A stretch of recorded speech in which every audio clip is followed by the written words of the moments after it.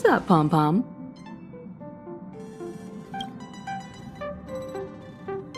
Just got a message from the Xianzhou Luofu. Looks like it'll conflict with our original schedule.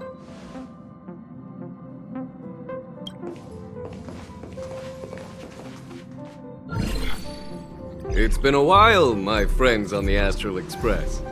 How's your trailblazing expedition going? Soon, the Xianzhou Luofu will be holding the Luminary Wardance. Those who have aided the Luofu in overcoming the crisis are cherished allies of the Xianzhou. Thus, on behalf of the Seat of Divine Foresight, I'm extending an invitation to attend the ceremony. Your presence would be greatly appreciated.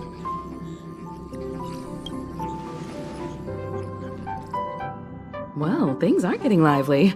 We've barely recovered from the family's Charmony Festival, and we're already being invited to another special event.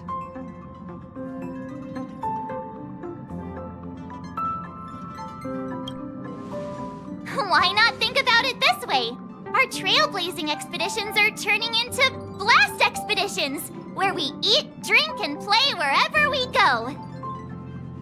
Blast? Expedition? Yeah! Wherever we go, we eat, play, and have a blast!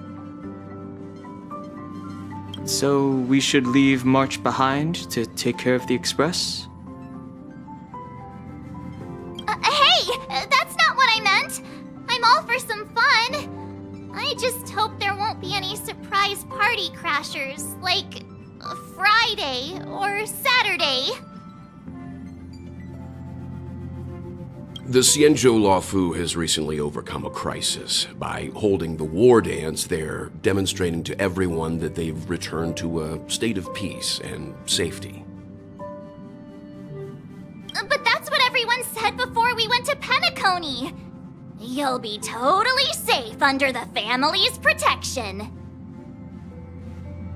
No need to worry. The Wardance is not like the Charmony Festival with all its hidden secrets. It's just a festival to honor the Rainbow Arbiter and the Cloud Knights, who fought against the abominations of abundance and protected the Xianzhou ships. Aside from star skiff performances, it's mostly martial contests. Nothing too different from the Taiki and Roboball contest we've seen before. What do you think, Himiko?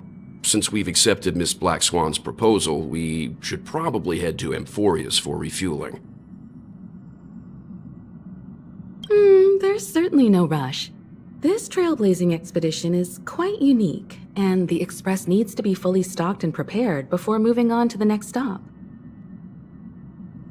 With Madame Herta's help, I was planning to deliver some Leviathan fossils from Kalinga Abyss to Ron May, member 81 of the Genius Society. It could earn us some favors before we set off. However, it may take a few weeks.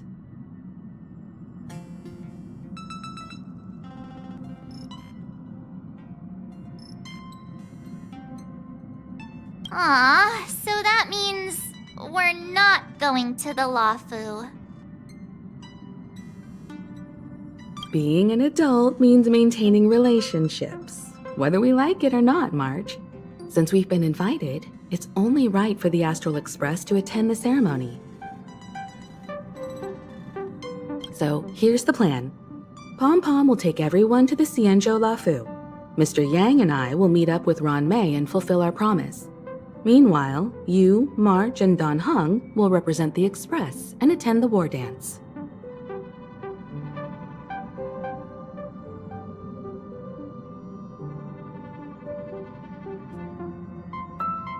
What do you two think?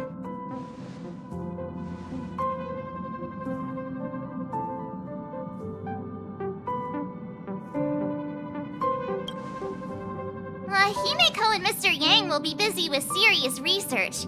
Besides, fossils can't compete with martial contests when it comes to fun, right?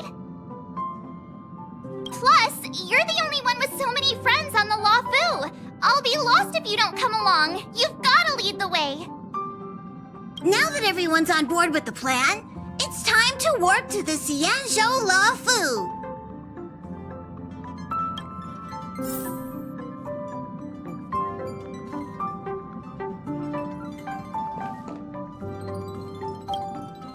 Kalinga Abyss.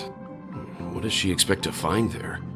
Current research on the Leviathan merely proves how little we know about such life forms. That's why geniuses are interested in that field. Science is all about uncovering the unknown.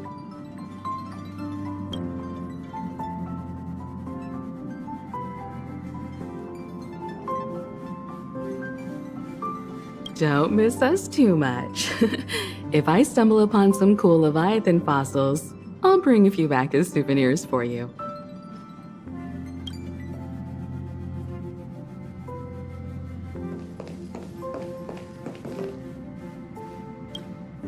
Himeko really knows how to convince people.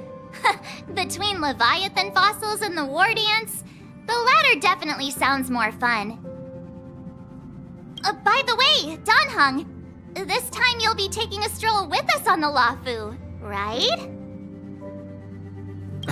And just let you two wander around aimlessly on the Luofu by yourselves?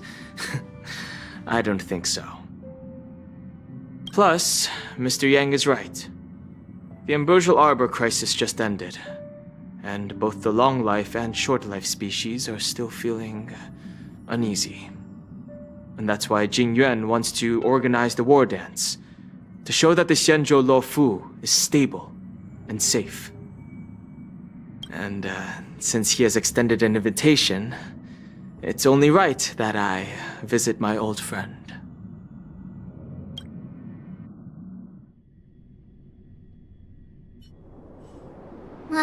Coming back to this place brings back so many memories, you know?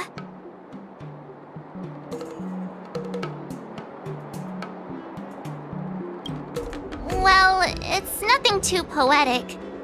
I was just thinking about all the twists and turns we went through when we first arrived at the Xianzhou ship. This time, we're not being forced or enticed or chasing after wanted criminals. And we didn't have to sneak in through the cargo dock. This trip has been incredibly smooth. Quite unusual, I must say.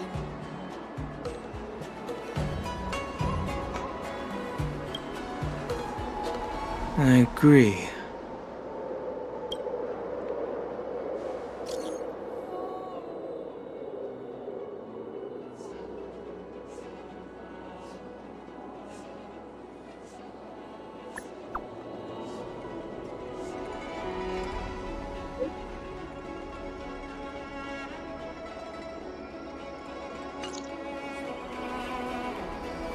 Is the Starskiff Haven always this crowded? Oh, there are so many people here. I can barely hear anything. Yanqing said General Jing Yuan sent him to welcome us. But where is he? Let's wait for him in front of the loom. It's the most prominent landmark on the dock.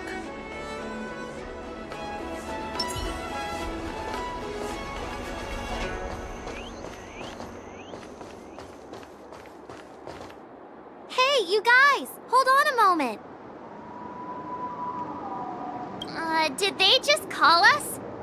Look at their outfits. They're from Penacony, right?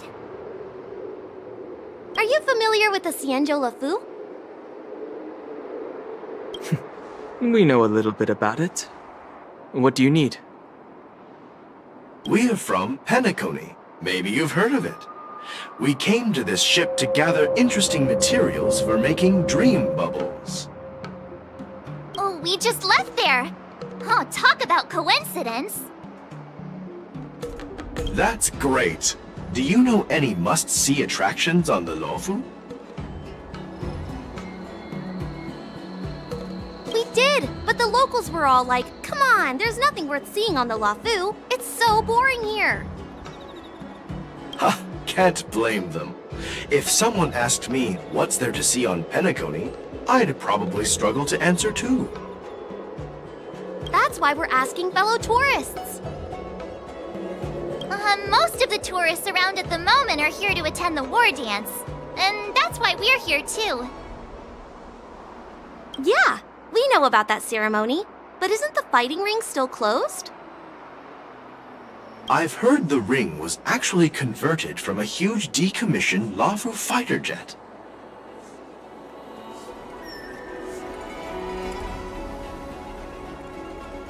No doubt about it. It's a massive fighter jet. It's got to be larger than a civilian star skiff. But for now, all we can do is wait until the Wardance starts in a few weeks before we can board it. We've still got work to do, so we can't just sit around waiting for it to start. That's why we're asking you about some must-see attractions. We're looking for unique experiences that you won't find on Penacony. Our clients love these kinds of dream bubbles the most. You're the expert here.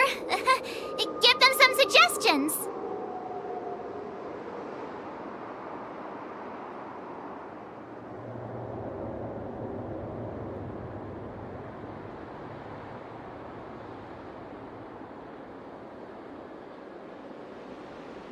Hey! Oh, that's a terrible idea! You'll get them arrested! You're joking, right? How about giving us some more practical suggestions?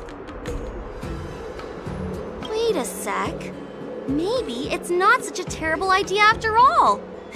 No risk, no reward. Come on, let's go climb that tree. Slow down a bit. Wait for me. Hey, wait! Just think about what you're doing! Oh, and don't mention our names if something goes wrong! Oh, I hope they don't get into trouble. This is nerve-wracking. Look, Yanqing's here. Wow, really? Let's go catch up with him!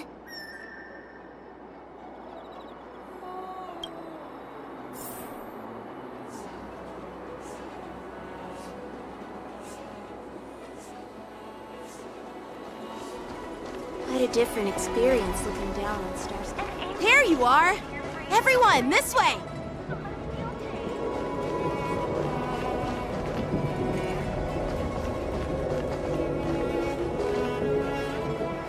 Hey everyone! It's been a while!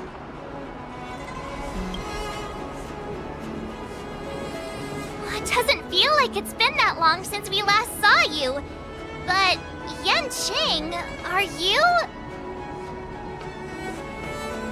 What's up, Miss March? They say kids grow up really fast. Yanqing, are you a little bit taller than before?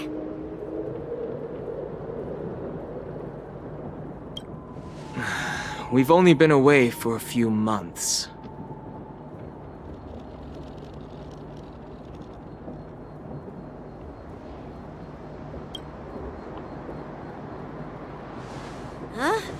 What are you doing?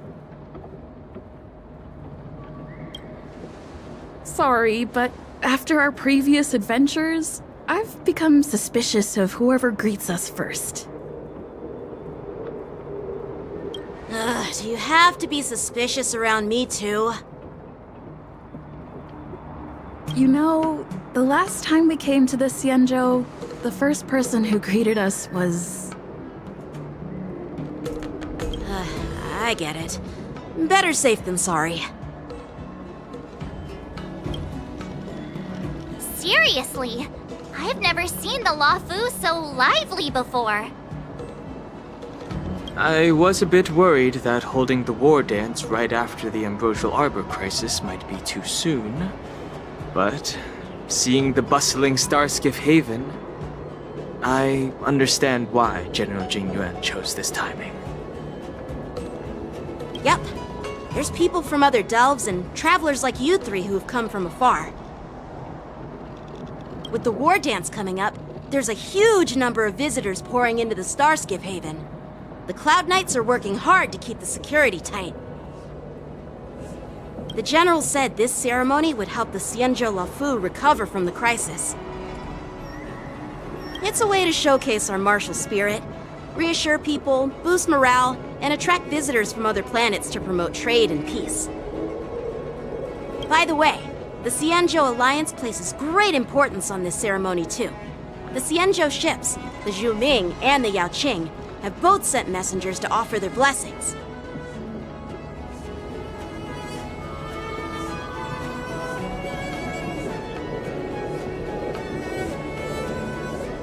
Yeah, I wonder if you've heard of it. It's known as the Star Forge, and it's responsible for providing more than half of the Cloud Knight's armaments. The Xianzhou Juming boasts skilled craftsmasters, and General Huayan is a top-notch craftsman himself. If only I could get a sword forged by him, I'd be on Cloud 9. By the way, Yanqing, where are we headed next? I'm sorry for talking your ear off. The General wants to catch up with you at the Palace of Astrum. He's been eager to hear about how the Express has been doing. It's funny how he tries to act all mature, but whenever it comes to something he's interested in, you can really see his childish side.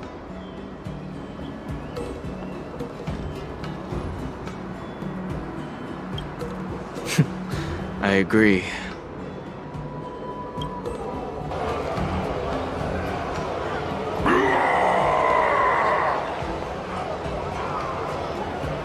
All units, assemble quickly!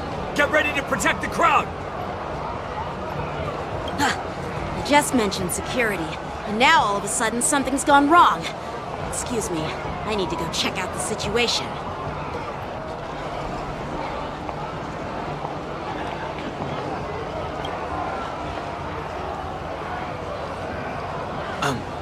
We'll go with you.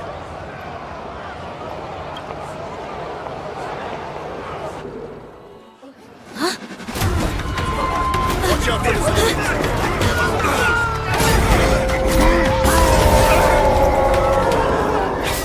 Protect the civilians. I'll deal with him.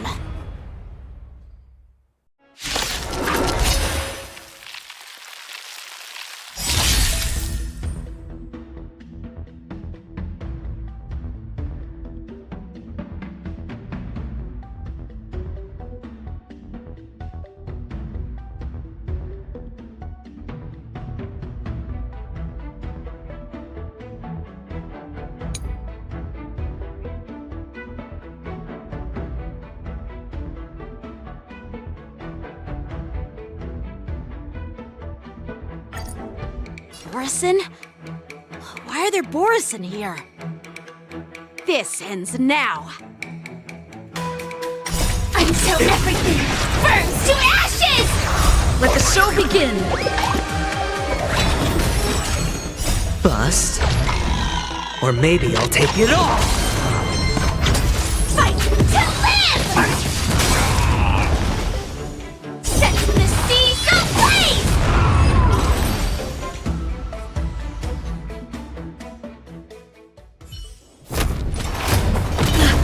Not good.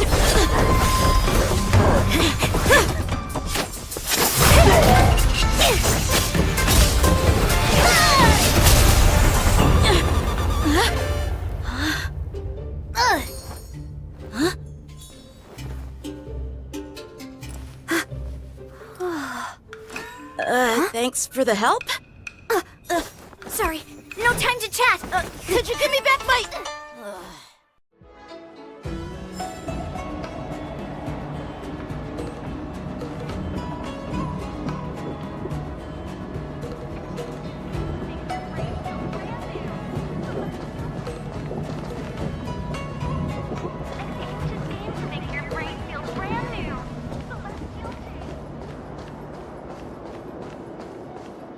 Wait, my sword! I'm sorry, but I'm afraid we'll have to put our plans on hold for now. I need to find out what's going on.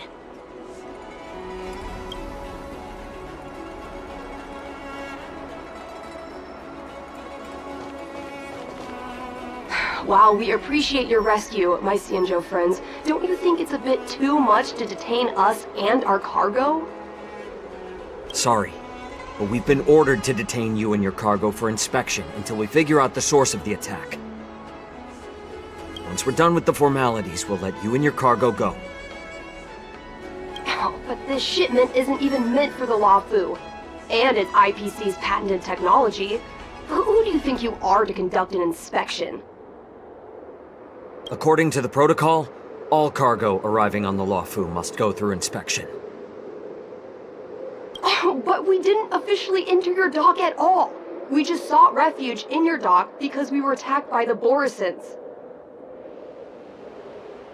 Looks like this argument could go on forever. Let's not get involved in a heated dispute that won't lead to a resolution.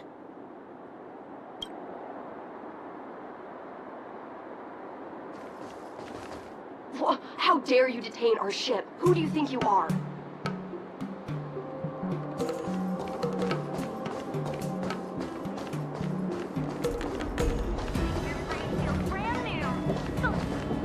Who's in charge here? I need some answers. It's my fault. We let our guard down for a moment. I take full responsibility. The Wardance approaching, safety should be a top priority. Now, tell me, how did Borisin prisoners end up in Starskiff Haven? According to the protocol, Borisin prisoners should be held on a starskiff and taken directly to the shackling prison under strict supervision without ever touching the ground. Who allowed a prisoner transport ship to dock at the passenger terminal? Please don't blame this, Captain. This incident involves the Zhu Ming's diplomatic vessel. Who are you? I'm Liu Jun, an officer of the Patrol Defense Squad.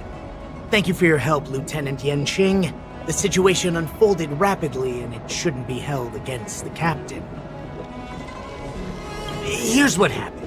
An IPC transport ship was attacked by the Borisin just before arriving, and the Zhu Ming's diplomatic vessel came to the rescue. They fought off the Borisin pirates and imprisoned them on their ship. So, an IPC ship was attacked by the Borisin near the Luofu, and the Zhu Ming envoys saved them? This sounds complicated. Honestly, it gives me a headache too. The Zhu Ming diplomatic ship, adhering to standard procedure, docked at the passenger terminal to hand these criminals over to the Luofu. You know, with all the outsiders flooding onto the Luofu, the starskiff lanes are under immense pressure. The Borisin desperados decided to put up a fight before the prisoner transport starskiff could get there. And that's what you just witnessed. We'll make sure these prisoners are sent to the shackling prison as soon as possible. I see. It's an unusual situation indeed. I'll report it to the security department of the Realm Keeping Commission and ask for their cooperation in handling the aftermath. Maybe I should gather more details from others so that the Seat of Divine Foresight can have a better understanding of the situation.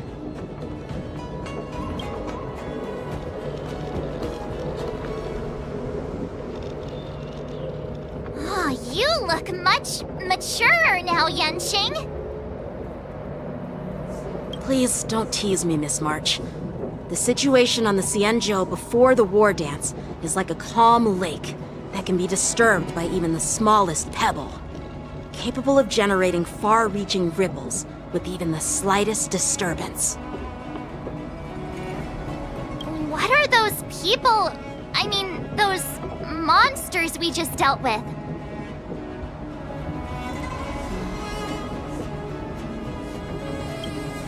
Yeah, those werewolf monsters are known as Borisin.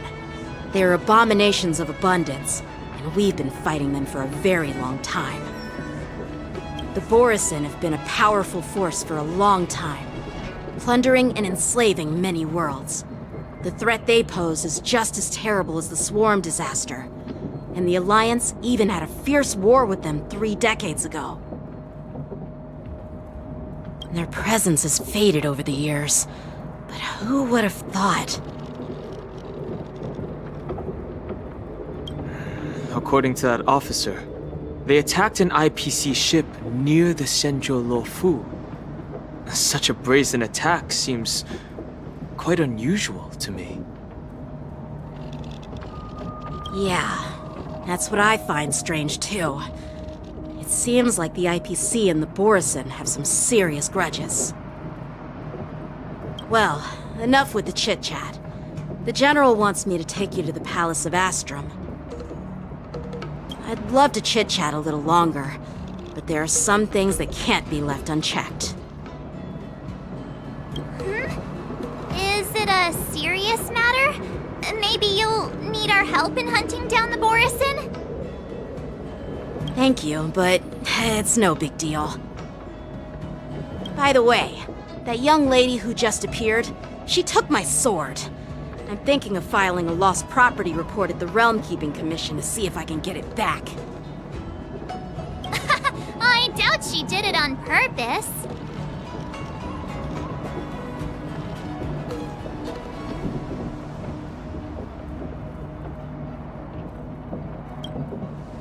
Perhaps she's around here somewhere. Shouldn't we take a look? All right, let's not keep the General waiting. Don't worry. There aren't many people out there with that kind of talent. It shouldn't be too hard to find her.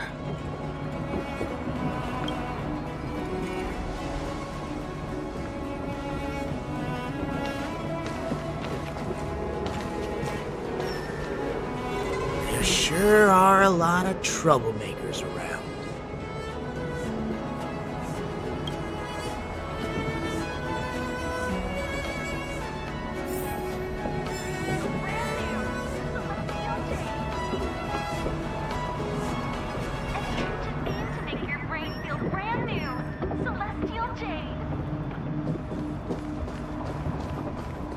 Success and failure are predetermined.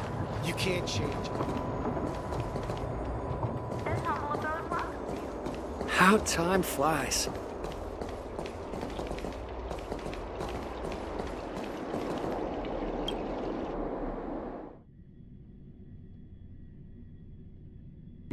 It's been a long journey, Elder Wire. Thank you for your presence. Don't mention it. Thank you for taking the time to welcome me.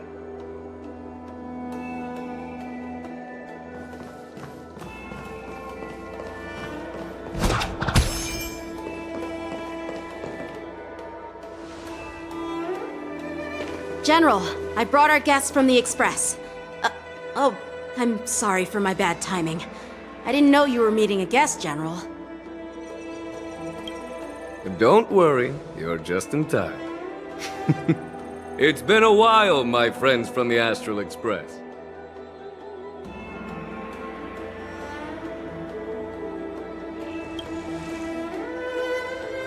All is well when you have friends coming from afar. Allow me to introduce you to General Huayan. He's the Arbiter General of the Xianzhou Zhuming, known as the Flaming Heart. No need to be so formal. I'm just a tourist here, no different from other tourists who've come to attend the ceremony. Elder Huayan is not only one of the Arbiter Generals, but also the Furnace Master of the Artisanship Commission. Besides his martial skills, he excels in forging various weapons. Such talents are unique, even among the Arbiter Generals. Be it Arbiter General or Furnace Master, these are merely titles given to me long ago. I've retired several times already, but with the current change in circumstances, the Marshal has called me back to duty, and I had no choice but to answer the call. Well, in the end, I'm to blame. Living such a long life naturally brings its share of disapproval. It's an honor to meet you, General Huayan. It's my honor to meet you, General Huayan.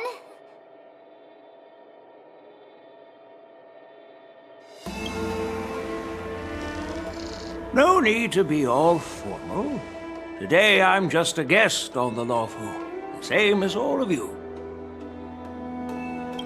So, these three are the ones you mentioned, Jingyuin? The heroes who helped you with the Ambrosial Arbor crisis? Indeed. There's Don Hung, March 7th, and her. Without their help, I'm afraid the Luofu might not have easily overcome this crisis. So, the Imbibitor Lune's reincarnation has returned to the Luofu and will attend the war dance. I'd love to have a drink with you, should the chance present itself. You're more than welcome, General Huaiyan. And this young friend is?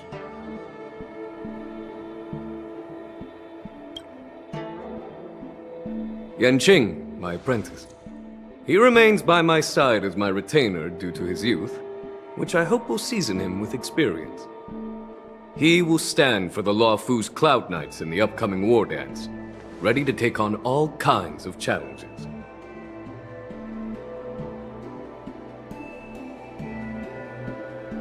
Great, great!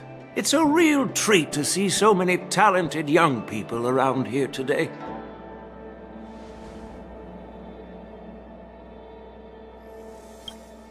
Oh, I almost forgot. This is my apprentice, Yu Li.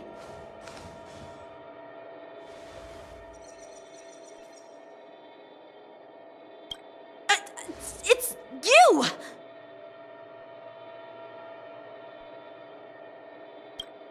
Oh, it's you.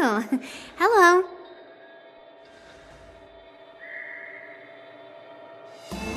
Oh, you two already know each other? Guess we don't need any introductions, then. What a coincidence! I was afraid I'd have trouble finding this girl. Oh? Now you've piqued my curiosity. Tell me, how did you two become acquainted? She helped me capture the escaped Borisin prisoners at the Starskiff Haven. Allow me to express my gratitude for you. But when you left, you took my flying sword with you. Your flying sword? Oh, so that's why I found a dagger in my bag. Turns out it's yours. Yes, it is. Now that we've met again, I hope... Nope, that won't do. Won't do? You want your sword back, right? Well, you can't just take it back. On the Juming, when you lose your sword on the battlefield, you have to reclaim it on the battlefield. As for this little sword, it was supposed to strike that escaped Borisin prisoner. But unfortunately, its owner's agitated state caused it to fly off like a kite with a broken string, and it missed its target. By the way, if I hadn't caught it and helped it hit its mark, that Borisin prisoner would have gotten away.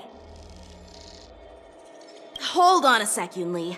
You took my sword without even asking, and now you're refusing to give it back? So much for Luofu's swordmasters. What did you just say?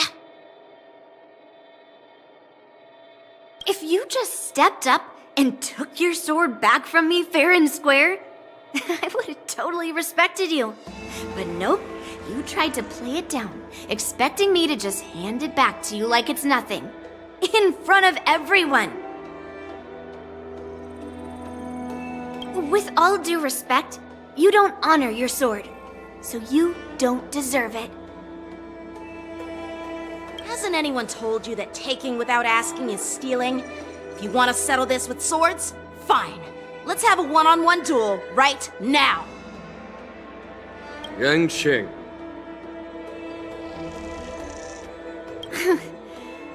Well, that's more like it. Just be careful, because I'm not as easy to handle as the Borisin.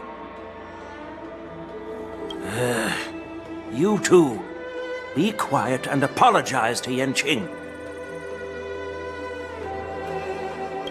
Hey! Whose side are you on, Grandpa?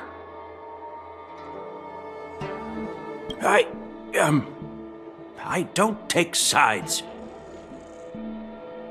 It's a small misunderstanding, and an apology would be too much. I've heard about the Zhu Ming's incredible swordplay and craftsmanship, most notably the legendary Flame Wheel Octet.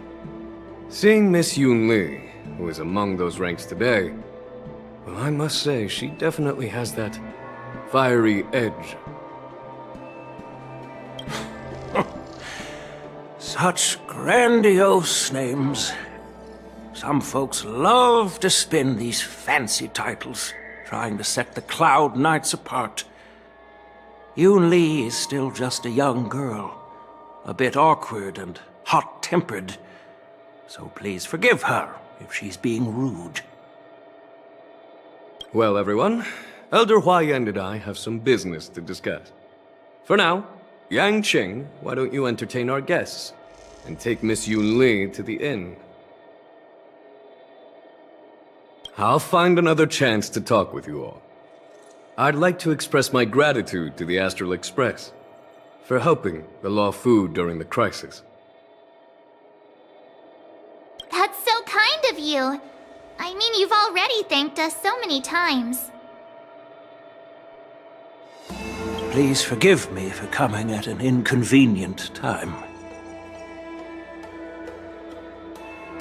You needn't apologize, General Huayan. All right, Yun Li. Take this opportunity to clear things up with Yanqing. Yeah. It's better to make friends than enemies. But I won't be heading to the inn just yet. I want to visit Lingsha. She just arrived in the Luofu and could use some help settling in. Yanqing, once you've helped our guests get settled, go to the Artisanship Commission for me. I've heard about the attack and the detainment of the IPC ship. Qingzu sent word that the IPC members are protesting and wish to have their cargo back. See if you can calm them down. Don't get aggressive. Just make it clear that the Xianzhou Luofu has no intention of violating their rights. I'm on it.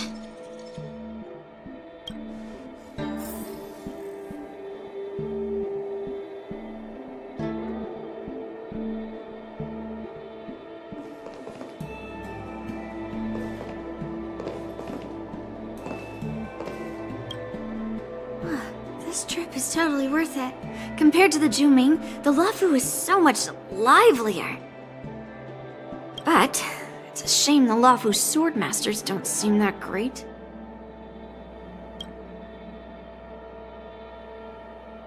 Glad to meet you too.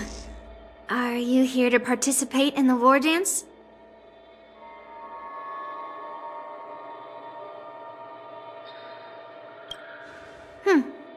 So, you're not a participant?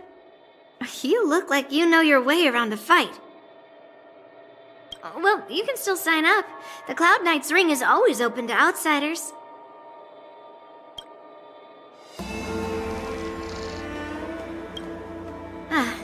That's how outsiders refer to my peers in the Zhu Ming Cloud Knights and the Artisanship Commission. We all train under Grandpa's guidance, learning the art of craftsmanship and swordplay. That's how we got that title, I guess. Just don't mention it in front of Grandpa. He always says that empty titles bring pointless challenges and conflicts. We Zhu Ming swordmasters pride ourselves on the success of the group over the individual.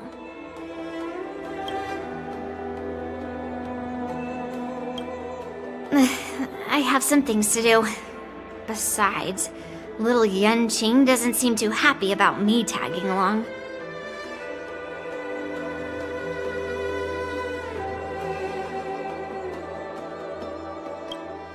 Yeah, you're right. I took it with my skills. So I guess you can say I'm a robber or something. How dare he imply I'm a thief? Totally different. Besides, this sword seems scared of its own master. I'd like to ask him, you claim to cherish your sword as your life, yet you don't even recognize the state it's in right now? I didn't intend to keep his sword. I was planning to take this chance to return it to him. But now, I've changed my mind. I'll give that poor flying sword some proper maintenance. I won't consider returning the sword unless he learns how to say please, hello, thank you, and sorry. So he can forget about it for now.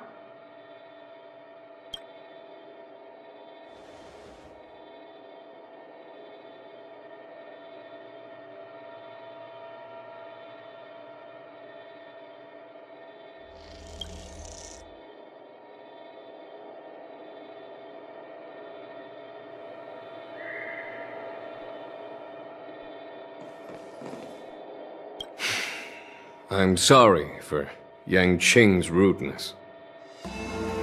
Not at all. Taunted by Yun Li like that, even a training dummy would be angry. You've taught your apprentice well. If it were me in my younger days, I'm afraid I'd have drawn my sword and fought. Yan Qing can understand your concerns. On the other hand, Yun Li is still a naive girl who's only interested in swordplay. Honestly, I brought her here to participate in the Wardance because I want to broaden her horizons.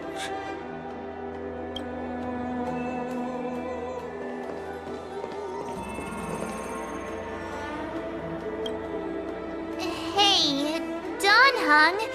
I thought all the Xianzhou generals were like Jing Yuan. But that General Huaiyan, he looks so thin and scraggy, as if even a light breeze would knock him over. Is that old man really an Arbiter General? Well, each Xianzhou ship has its own division and specialty within the Alliance. Not all of the Arbiter Generals are good at leading the charge. You heard what Jing Yuan said, right? General Huaiyan was once the head of all the skilled craftsmen on the Zhuming.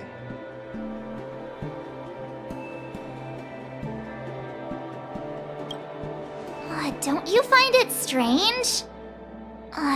Do Xianzhou people age? I rarely see any old people on the Xianzhou ship. And when I do, they're usually travelers.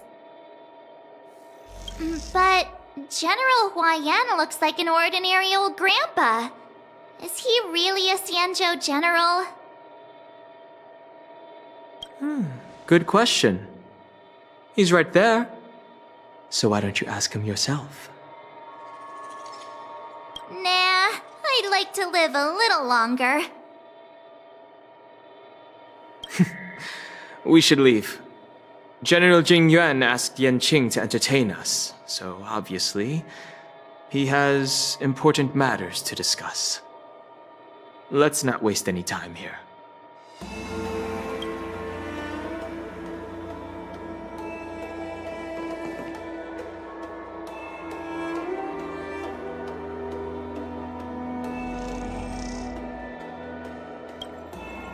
This is the report Xianzhou just sent me. Let me take a look.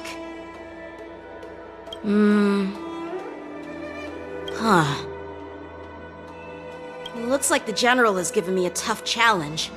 He wants me to try and help put the IPC's mind at ease.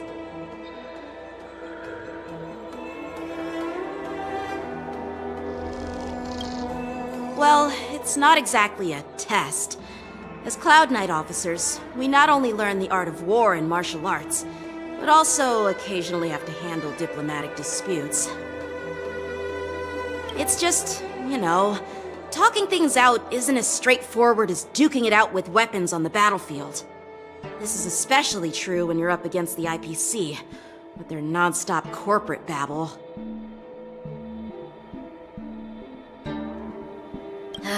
Well, let's not worry about that for now. Shall I take you to the inn?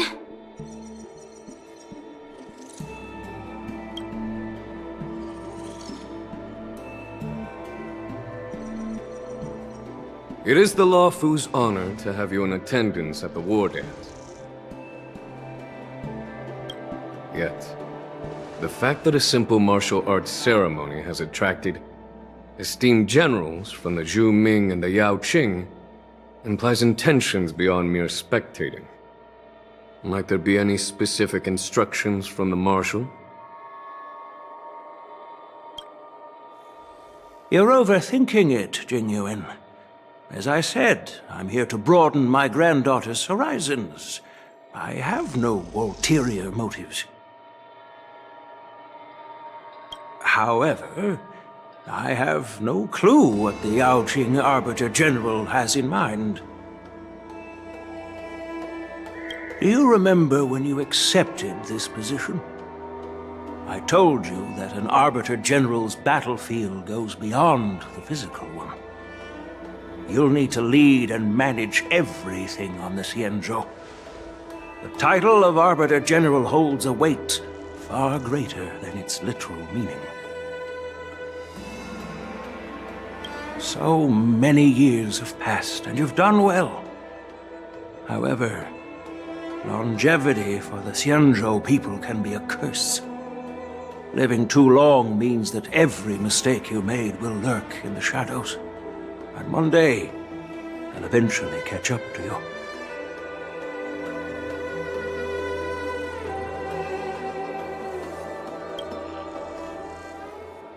The Marshal knows everything that has happened on the Luofu.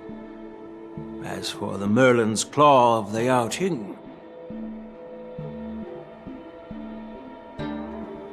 she has come specifically for you.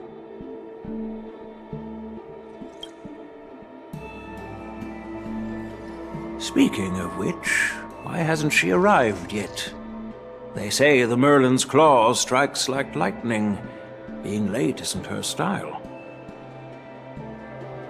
That's not true, General Huaiyan. She's been here a while, but I'm sure you've heard of her unbridled nature.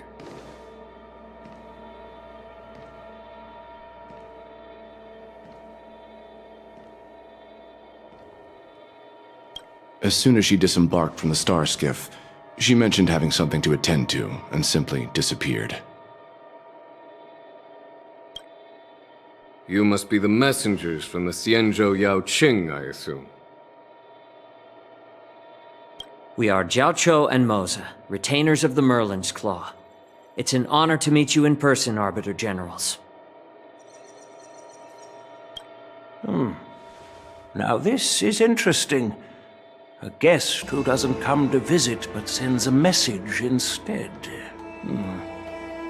What does she mean?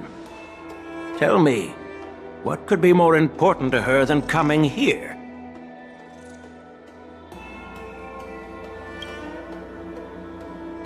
Master heard about a spectacular view in Scale Gorge Waterscape. I believe she went there to enjoy it.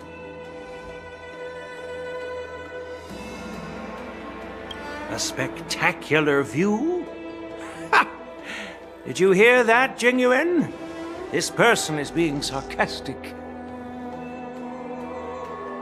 Please do not misunderstand me, General Huaiyan. I was simply stating the truth. Master thought it would be inappropriate to keep you waiting, so she sent us here. Once she's finished with admiring the scenery, she'll personally come and apologize to the both of you.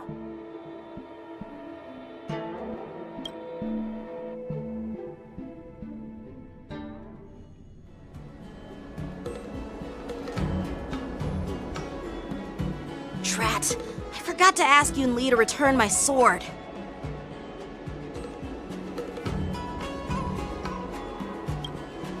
Unacceptable. Every sword is precious to me.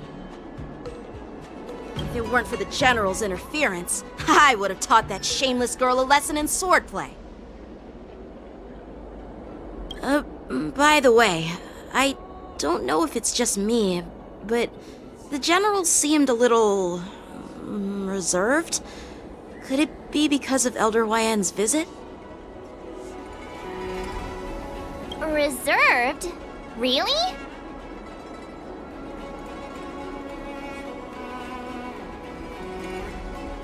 maybe I'm just overthinking things.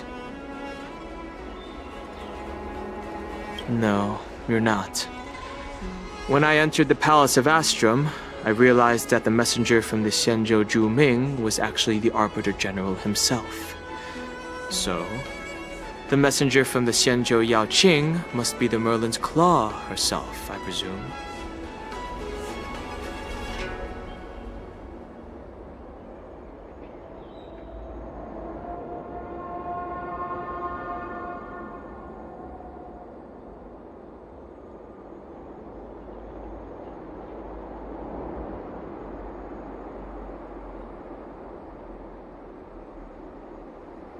That's right. Well, that's what makes this entire thing so unusual. What's so unusual about it? They simply received an invitation from Jing Yuan, just like the crew, right? The Wardance is just a small festival.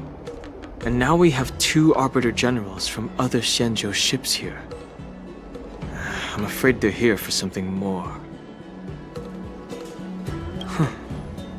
Maybe they've come to hold Jingyuan accountable for the Ambrosial Arbor crisis?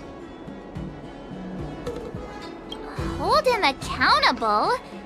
Come on, didn't the Luofu fall victim to the disciples of Sanctus Medicus and the Antimatter Legion? Why would they blame the victim? Donshu's rebellion and Ventilia's scheming are merely one side of the story to the other Arbiter Generals of the Alliance. Only a single piece of incontrovertible evidence remains, creating an endless source of potential complications. The Ambrosial Arbor. Yes. It's undeniable that the Plague Mark, which was subdued by the Xianzhou Luofu, has resurfaced. But was it really a conspiracy instigated by the Antimatter Legion? Or does it indicate a traitorous intent from within the Luofu, implicating Jingyuan himself?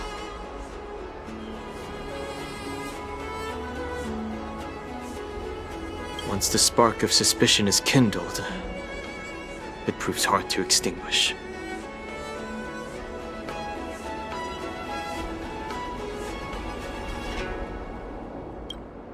The General must have had that in mind when he invited us to attend the Wardance. What was I thinking? Seriously, here I was looking forward to a carefree and enjoyable trip. But it seems wherever we go, drama is just around the corner. Aw, I was so excited. I thought those Arbiter Generals were just here to see the ceremony. By the way, I heard that an alchemist from the Zhuming diplomatic ship has arrived, and rumors say that she's to be the new Cauldron Master of the Alchemy Commission on the Luofu.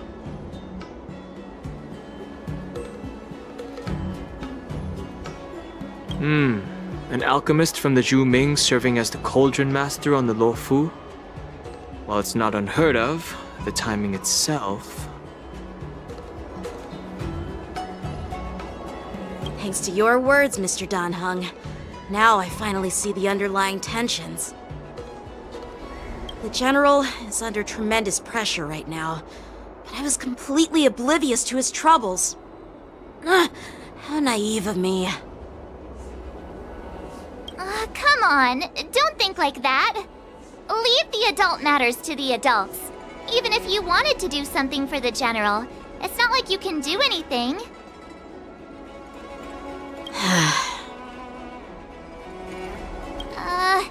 Did I say something wrong?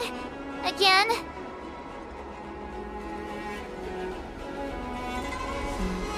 Miss March is right. I don't have the skills to share the General's burdens at the moment. Still, I'll do my best to follow his instructions. Let's go. Once I've taken you to your accommodations, I need to go to the Artisanship Commission to handle the IPC's protest. He looks like he has a lot on his mind. We can't just let him go alone. Why don't we accompany you to the Artisanship Commission? This is too much trouble. While I appreciate your kindness, dealing with the IPC's workers could be tricky. I'm afraid this will cause trouble for the Express. No worries! We're pretty experienced in dealing with the IPC. You've heard of the 10 Stone Hearts? We've dealt with quite a few of them, right?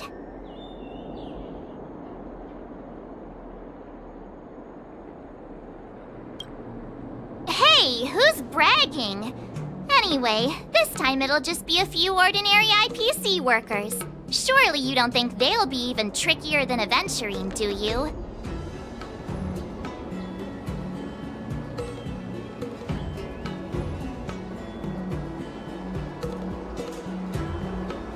Well, since you're willing to help, I won't decline your kindness. Let's head to the Artisanship Commission and meet them.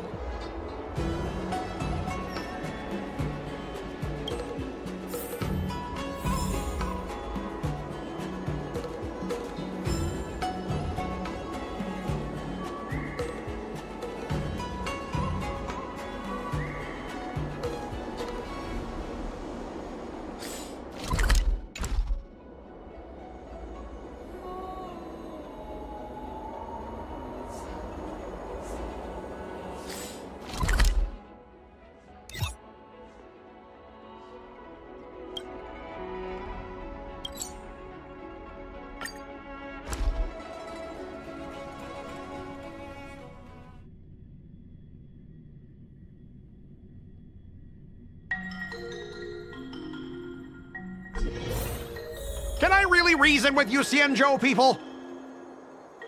I think I get it now. In your words, this is called looting a burning house, right? But I am trying to reason with you here.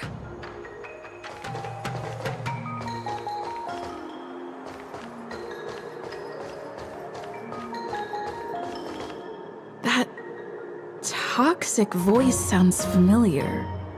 Haven't I heard it before in Aurum Alley? You know what? This isn't my first time dealing with the Skyfaring Commission. I can handle your unreasonable ways. But straight up snatching IPC cargo, isn't that going a bit too far? Just as I've said it many times already, once we've inspected the cargo and completed the security check, you can be on your way. Is there something wrong with your ears, or is it just your brain? I'm hearing you loud and clear. I'm thinking clear. And my answer is crystal clear. Not a chance. Keep detaining my cargo and I'll file a complaint directly with your general.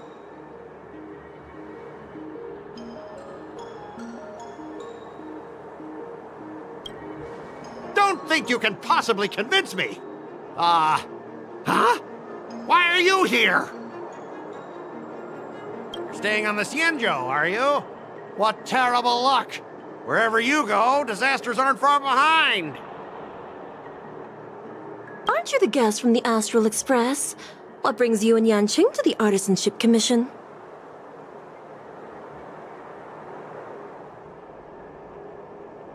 Trouble caused by the IPC? I'd say it's caused by the Skyfaring Commission. Looks like you've met this IPC worker before. I'm not sure if that's a good or a bad thing.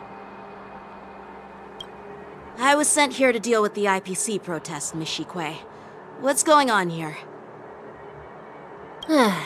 As you know, this IPC transport ship was attacked by the Borisin and rescued by the Juming's diplomatic ship. Then the Cloud Knights were instructed to bring it back to the dock for repairs and inspections. And this is Mr. Scott, the person in charge of this transport ship. So, you're Scott. I've heard her mention you. Weren't you kicked off the Luofu before? Why did you come back? Like I wanted to come back. I thought I'd just dock at the harbor for repairs and leave this forsaken place for good. Little did I know, as soon as the ship entered the harbor, a bunch of Cloud Knights showed up and snatched all our cargo from the hold. What do you mean by snatched? I've told you a million times. It's a security check. Then why did you bring the cargo to the Artisanship Commission? You even brought in some shady craftsmen. It's obvious you're trying to steal the IPC's patented technology! Listen here. Firstly, the Skyfaring Commission detected dangerous items that could possibly be weapons in your cargo hold. That's why they called me here, to double-check. Secondly, where the heck did you get the idea that I'm a shady craftsman?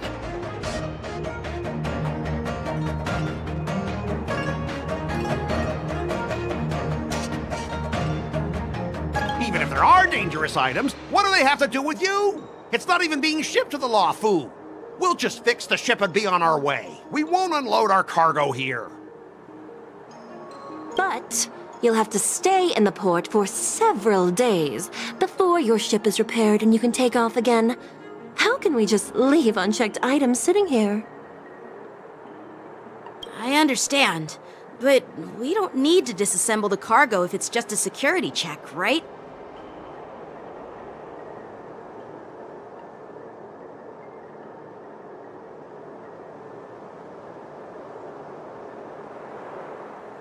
In most cases, we don't. However, our scans discovered that the cargo doesn't only contain machinery, but also some substance that resembles biological tissue.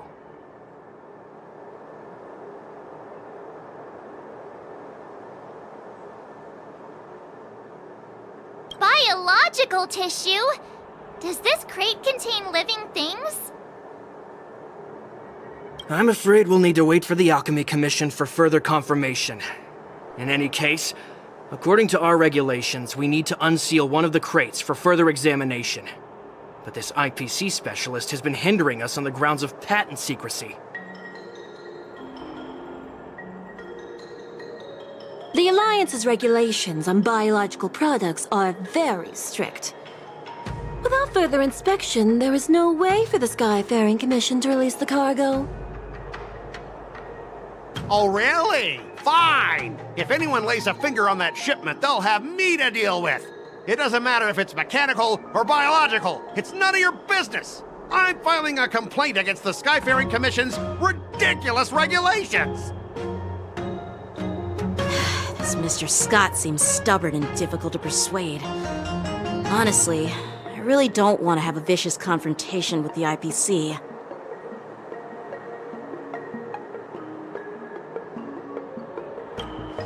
I heard how you helped Aramali. The IPC representative back then was Mr. Scott, right? Since you've dealt with him before, it looks like I'll have to rely on you again. What are you guys whispering about over there? Just hurry up and give us back our cargo.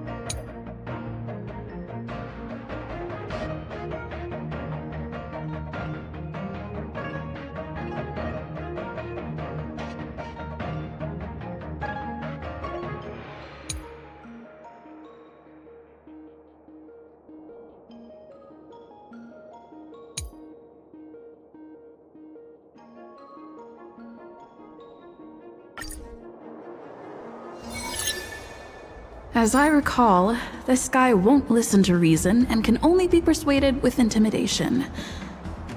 But he does seem to follow rules to some extent. Let's use that against him.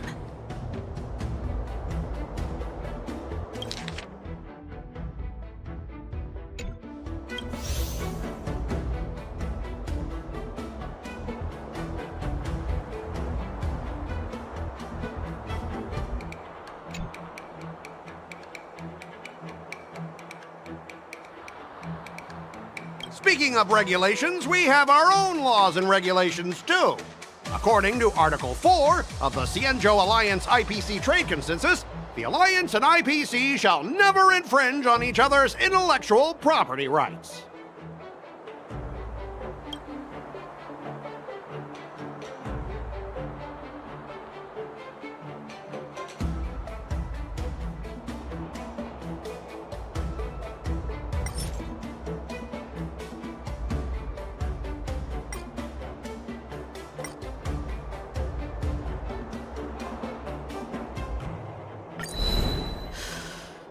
Your logic is too confusing for anyone to follow. Maybe you should learn the art of communication from a monkey before you continue spouting nonsense?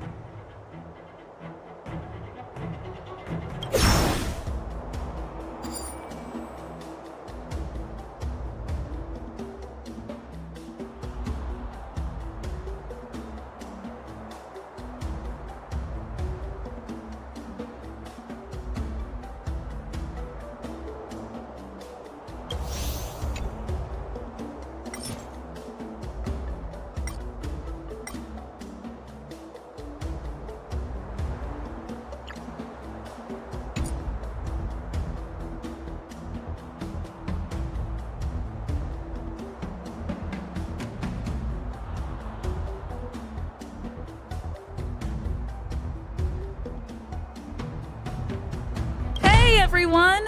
Meet my old friend Scott. He's very talented, especially at imitating animals. Stop it! Let's focus on the business at hand. What's the point in dragging up the past? Oh, you're amazing! Can you teach me? Which animals can you imitate? Just forget it. Even if we set aside the secrecy of intellectual property, these prototypes built by the Intelligentsia Guild are incredibly valuable, beyond your wildest imagination. If anything goes wrong, you won't be able to pay for it even with your lives.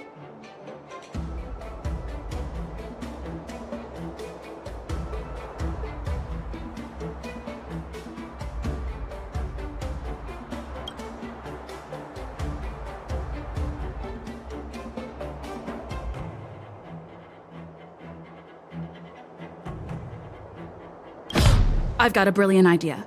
I'll just smash everything with my bat, and then you can hire someone to assess the damage. That way, your cargo won't need any inspection, right? Calm down. The General wants us to handle this peacefully. So, this is the great idea you came up with? Fine. Why don't you just step over my lifeless body?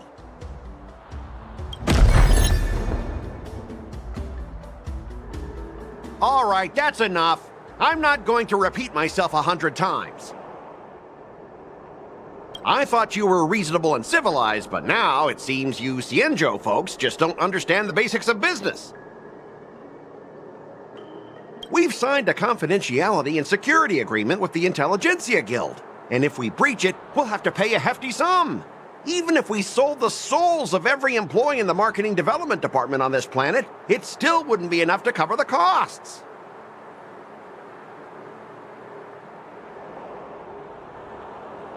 Listen up, kid.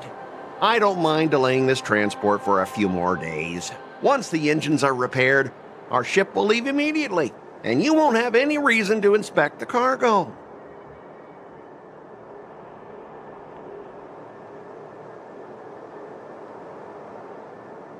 If that's the case, I can assure you the Cloud Knights won't let your ship leave. Oh, really? Then you'll receive a ton of complaints from the Intelligentsia Guild and the IPC's Marketing Development Department. You're too young. I don't think you understand the chaos your rash decision will cause. Since you put it that way, Mr. Scott, I'll take it as your agreement to the inspection procedure. Now... Not so fast, you little brat. According to the IPC regulations, I have the right to arm myself and protect the property on my transport ship. I thought you were reasonable and civilized, but now it seems the IPC just wants to play by its own rules. My apologies, Mr. Scott. Stop him, guys! For the Amber Lord! For the Amber Lord!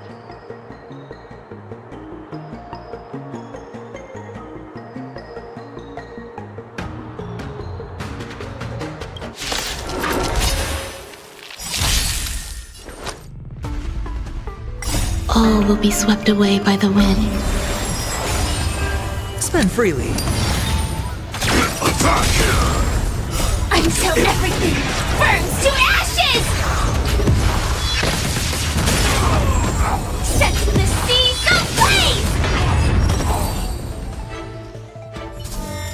Get up, all of you! Why is the IPC even paying you? You're a bunch of losers!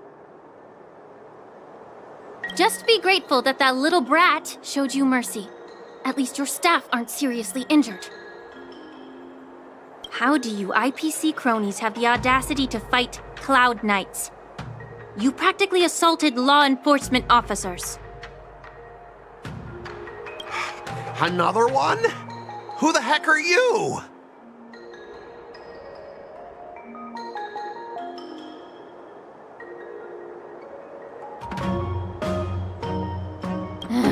I may be a bit late, but the good news is I'm here now.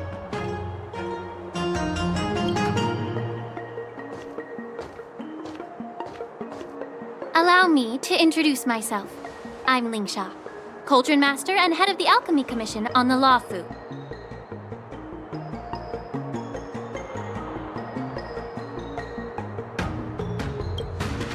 Could she be? Yeah, she's the new Cauldron Master assigned here from the Xianzhou Luofu. I received a report from the Artisanship Commission about cargo containing samples of unknown organisms. It said they needed help from the Alchemy Commission. I had nothing better to do, so I came myself.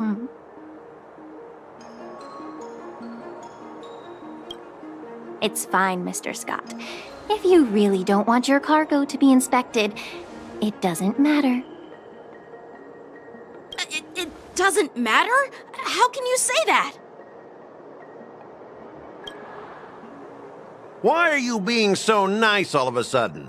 Well, since you're not going to check it, I'll take this crate and be on my way. Is that okay with everyone? Yeah, sure. Why should I object? Not only this sample, but all the goods on the transport ship are yours to keep. Like I said, we won't inspect them. Wait a minute!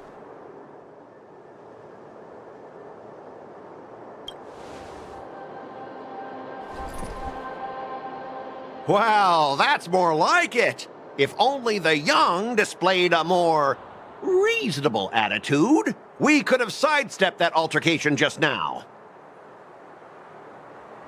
Our ship will leave in a few days once the engines are repaired.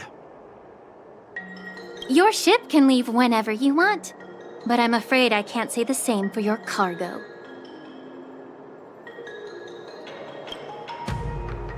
According to the import and export regulations signed between the Xianzhou and IPC, all biological shipments can only leave the port when they have confirmed to be of no threat, or when all biological activity expires. Since we can't determine if your shipment is safe for the environment, I guess we'll have to wait for its biological activity to expire. Let me check the previous cases. Normally, it'll only take around 47 star calendar years.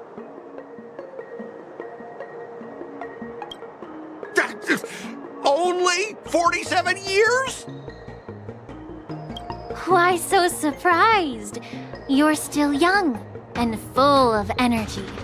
I'm pretty sure you'll live a few more decades. Have some confidence in yourself.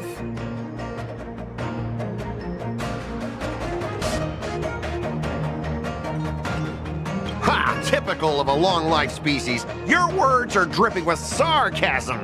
While you may not care about time, I do. I'll be demanding double compensation from the Skyfaring Commission for every minute wasted. Sure thing, Mr. Scott. You seem pretty confident that your career and life will last long enough to witness this victory unfold.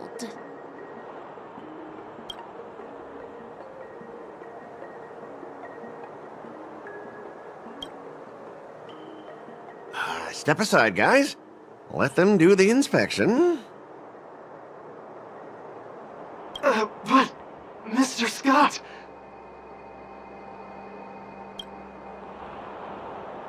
Come on, we're already in enough trouble. Just let them do the security inspection. And if needed, I can always grovel before the Intelligentsia Guild later. I'm just using my head for what it's apparently good for, right?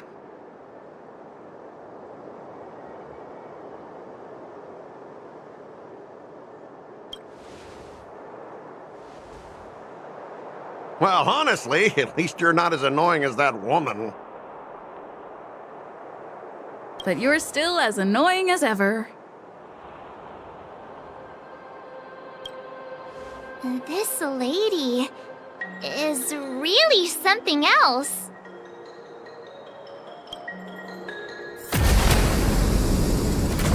Is this the IPC product? Listen up. Any damages caused by inspections will be filed with the IPC!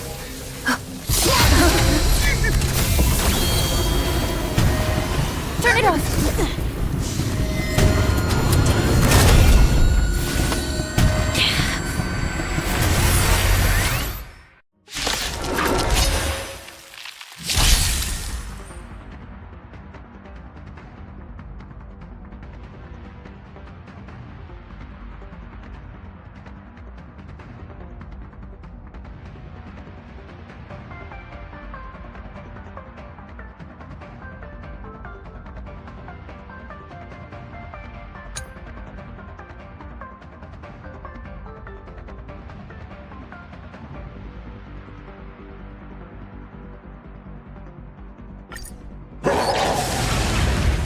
How unexpected.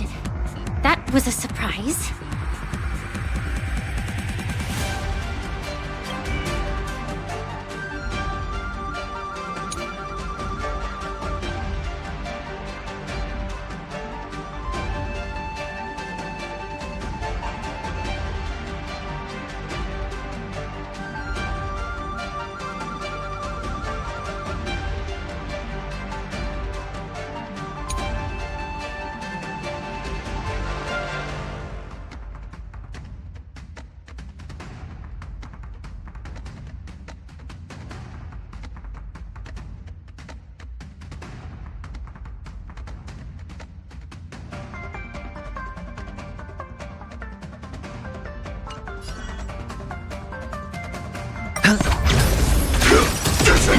Until everything burns to ashes! Let's improvise. Let the show begin! No dirty tricks, alright? Bust. Or maybe I'll take it all! Watch your head! Eternal. Set the seas ablaze!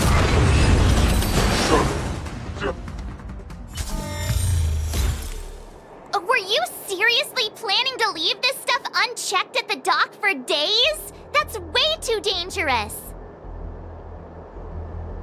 I had no idea about it. You must have accidentally triggered the cargo's defense program.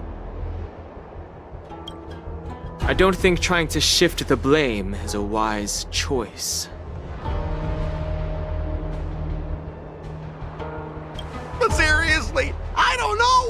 thing suddenly started moving.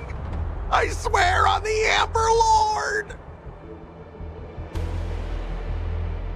Enough. Miss Shikue, please escort our IPC guest to the Skyfaring Commission. I'm on it. Please follow me, Mr. Scott.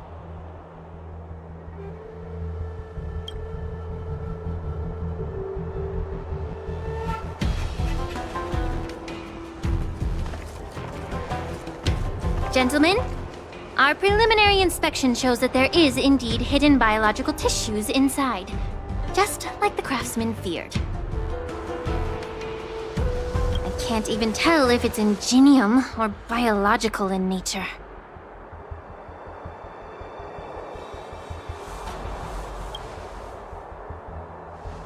The core of this device is what they call wetware in industry slang. To put it simply, this machine operates with a kind of biological nerve as its control center.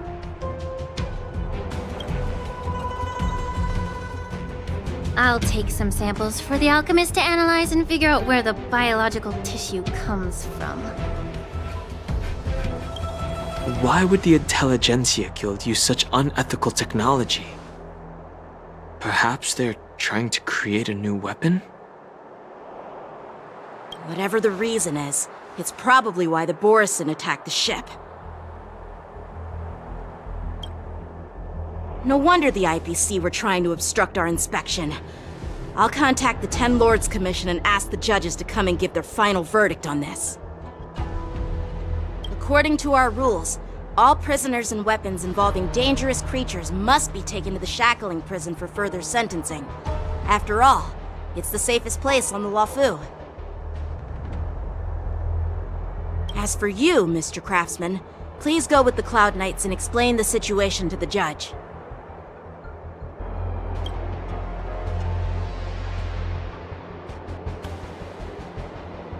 I had a feeling that the IPC members would cause trouble, but I didn't think they'd be this tricky. Thanks for your help, Miss Lingsha.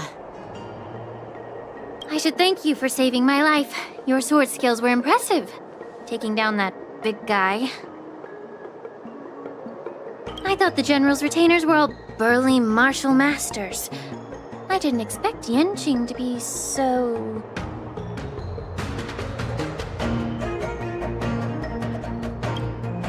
Yeah, exactly. He's young and talented. As for you, you must be the guests from the Astral Express, right? Saving the Luofu from that crisis. It's so impressive.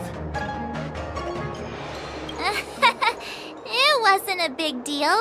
Really. It's still early, so why don't we get some tea at the Alchemy Commission? We can discuss your suggestions for revitalizing the commission.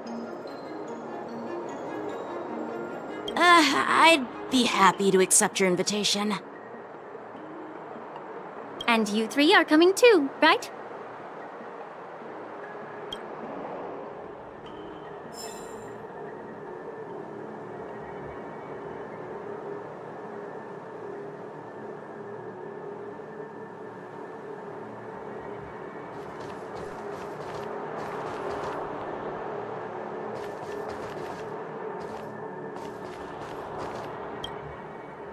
Nothing to see here. These machines are to be shut down.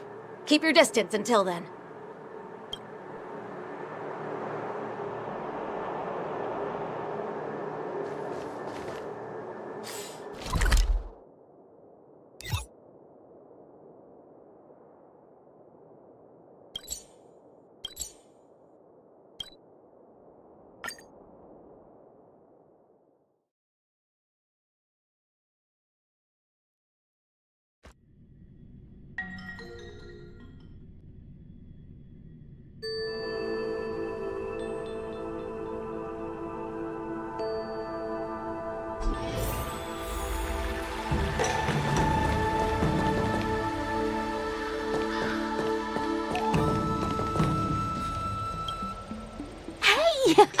You're back! Why didn't you say anything in the group chat? I'm on duty. Let's catch up later.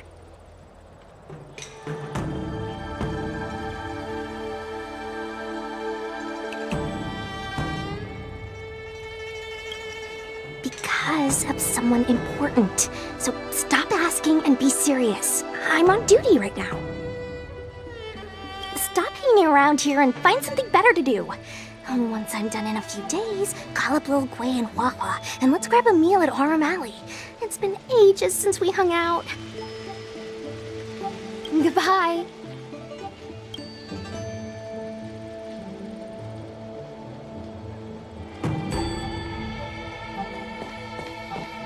I'm here to pay my respects to the new Cauldron Master.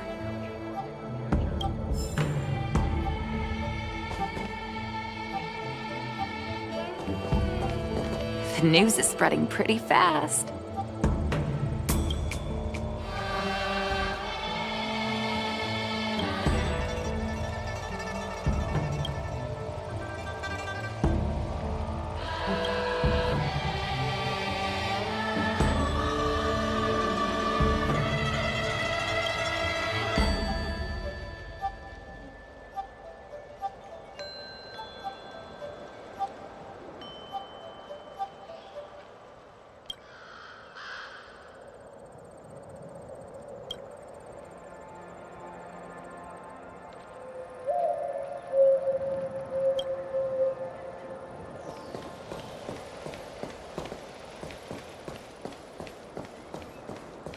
That guy working today? You know, the big fella. All these years, and the view at the Alchemy Commission hasn't changed a bit. The tides come and go, but the ancient sea remains the same.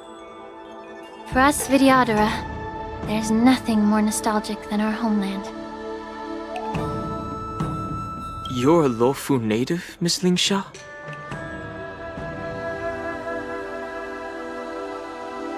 Yes, I grew up here, listening to the sound of waves while researching prescriptions with my mentors and peers at the Alchemy Commission.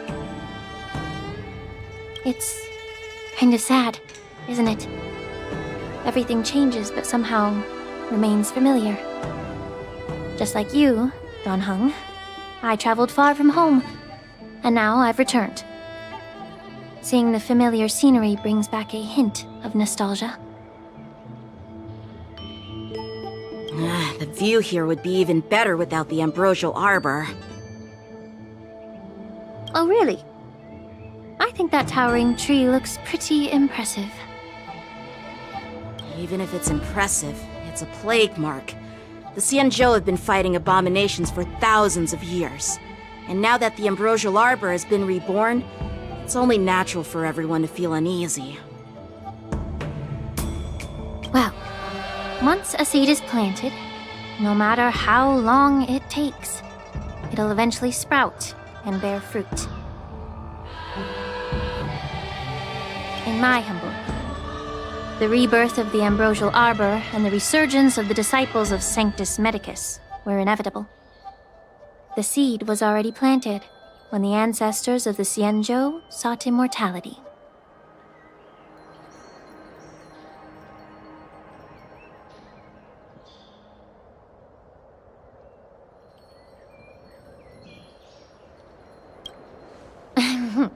My bad. Well, since you went through the entire Ambrosial Arbor crisis firsthand, Dan Heng and Lieutenant Yan Qing, I'd like to discuss something with you.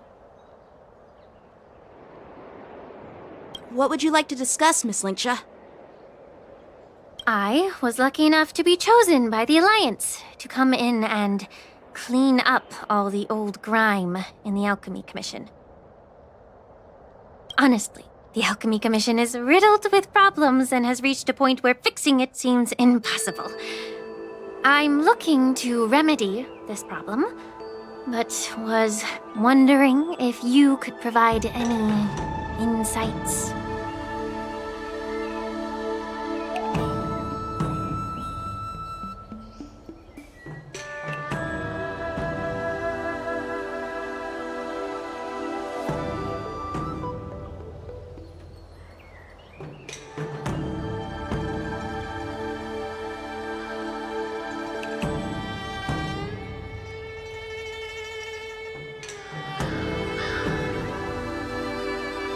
Well, even though I'm a Vidyadharan like you, I'm an outsider, just like my companions here.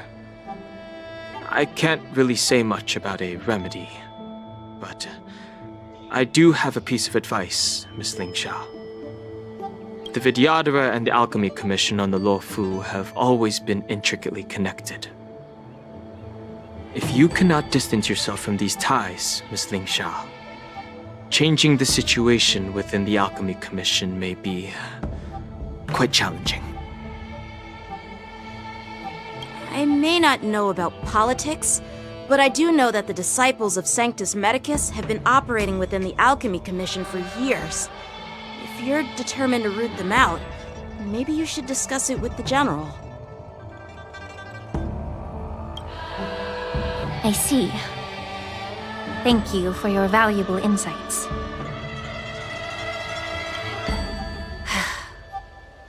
While the Lux Arrow from the Rainbow possesses unparalleled power to sever the Ambrosial Arbor, it can't sever mortals' desire to prolong their existence. Just like how the Cloud Knights can eliminate the remnants of the disciples of Sanctus Medicus, but are unable to calm the hearts and minds of the people within the Alchemy Commission.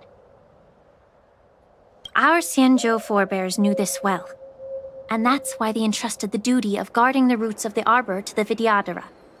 However, the Vidyadhara are still only mortal beings. 30 years ago, my mentor served as Alchemy Commission's Cauldron Master. She recognized the emerging undercurrents and sought to cleanse the source of the disturbance. Unfortunately, even though she was skilled in the art of healing, she didn't understand the human heart or how to eliminate the sickness lurking within the depths of the Alchemy Commission. In the end, she was framed and exiled to the Juming. I was also implicated and had to leave the Luofu.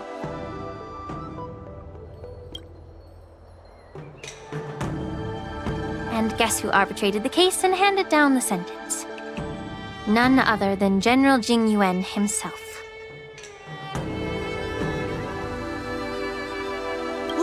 What?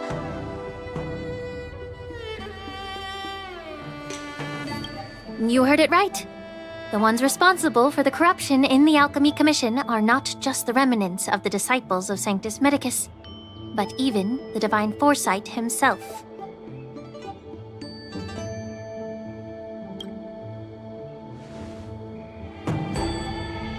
Alas, why is your face turning pale, Yanqing? Don't worry about it. I understand that when someone holds a position of power, they may sometimes have to make tough decisions. I won't hold any personal grudges against him. Besides, at our age, holding personal grudges is a luxury we can't afford.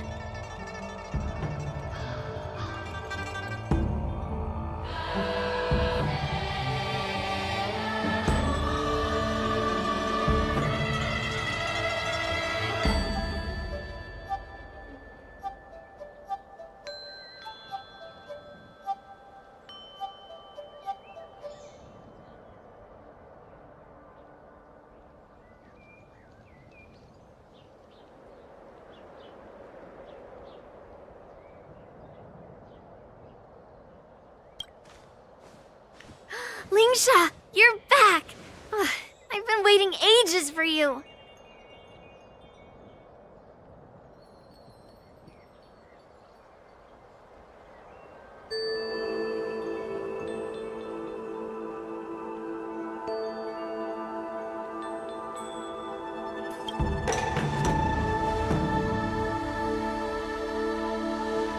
Yunli!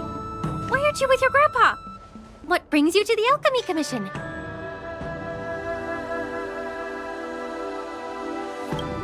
Well, let me take this opportunity to introduce you to Yanqing. What a small world. You stole my sword! Give it back!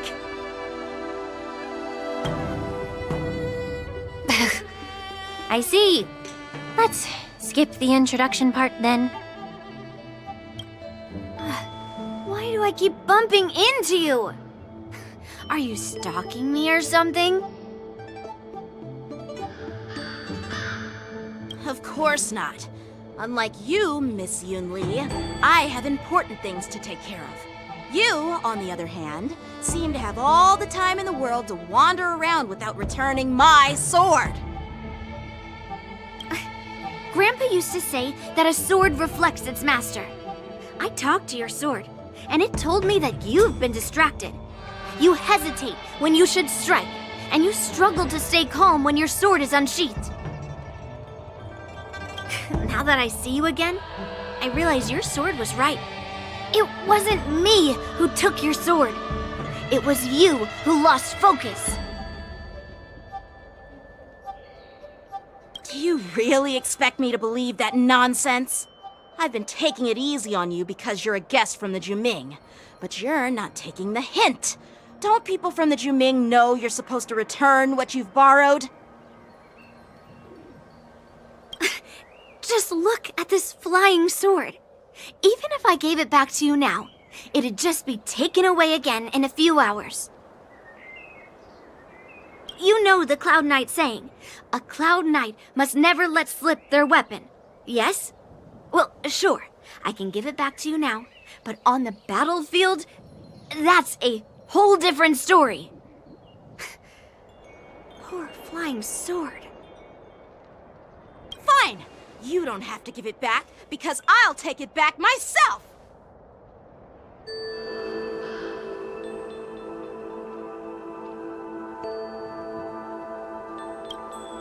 But which general should I call?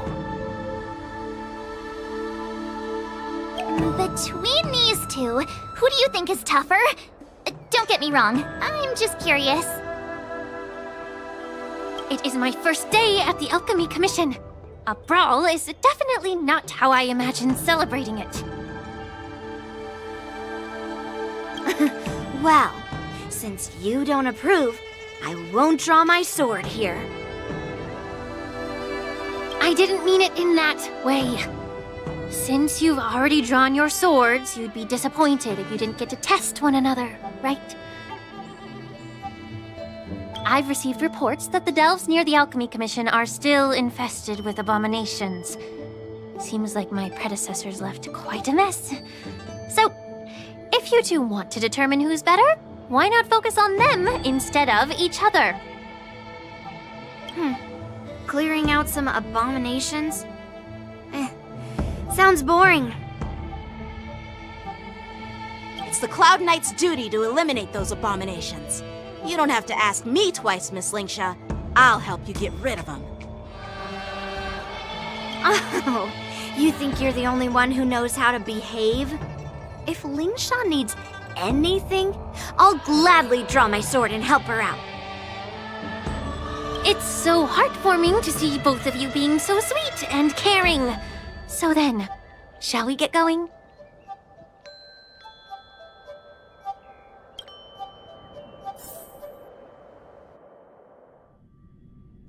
Ever since the disciples of Sanctus Medicus were eradicated, their experimental abominations have been festering here. If you want a contest, I'll be the referee. The one who kills the most abominations within an hour wins. Lingsha, as always, you're still an expert in making unpaid work sound so noble and grand. It's for your own good, little Yunli. While you desire to compete against each other, I don't want to see either of you getting hurt. That's really thoughtful of you, Cauldron Master. So, are you both ready?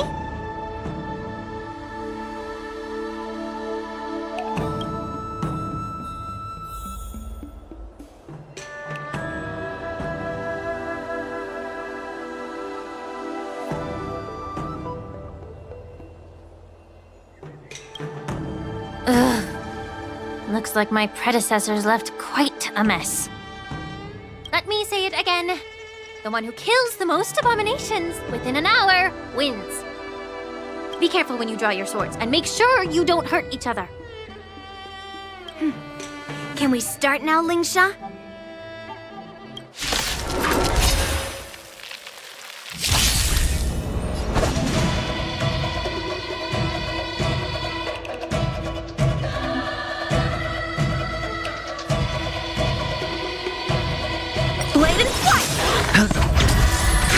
Detonate! Until everything burns to ashes! I didn't expect someone who can't even hold on to a sword to actually have some skill. Existence is unity. All will be swept away by the wind.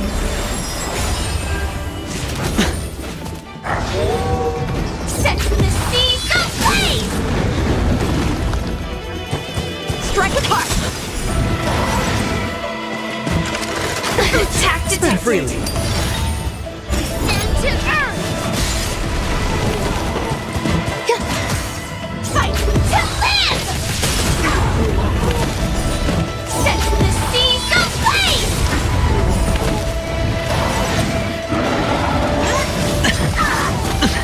Watch your head. Bust. Or maybe I'll take it all. Bladed flight! Fight to live!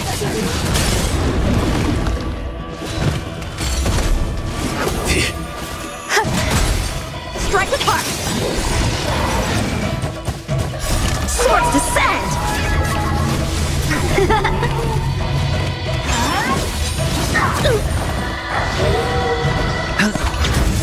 Stand to earth! I win, Miss Yunli! You got lucky. Why don't you just give me back my sword, sincerely apologize, and then go cry your eyes out to your grandpa? Consider yourself lucky that I'm not interested in your rusty sword, as I don't have the nasty habit of snatching other people's weapons. All you did was chop down a few monsters. Don't get carried away with yourself. If you think you can just take this sword from my hand, go ahead and try.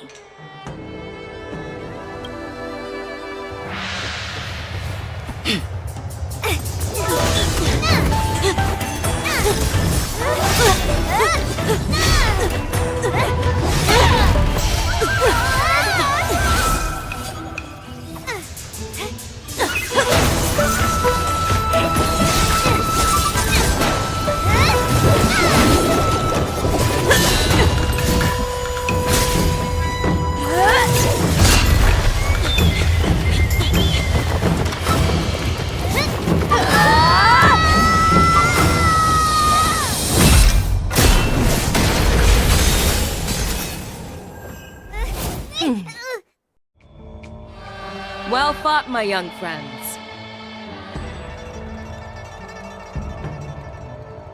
However, both of you have shortcomings. One of you focuses on dodging and weaving, while the other relies on brute strength, trying to take down targets with a single strike.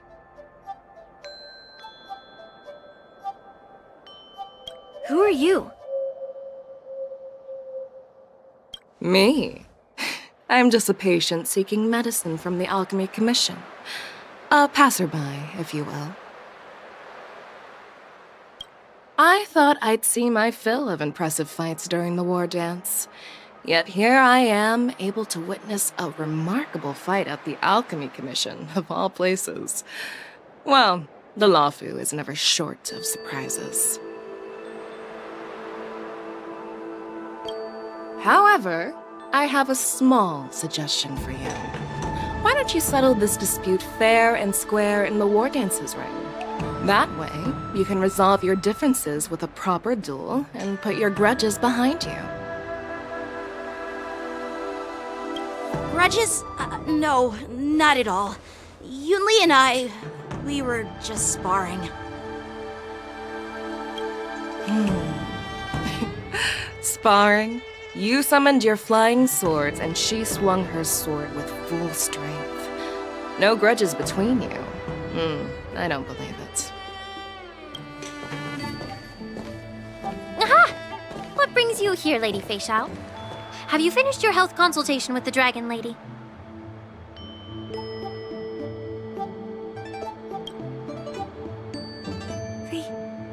Fei Xiao?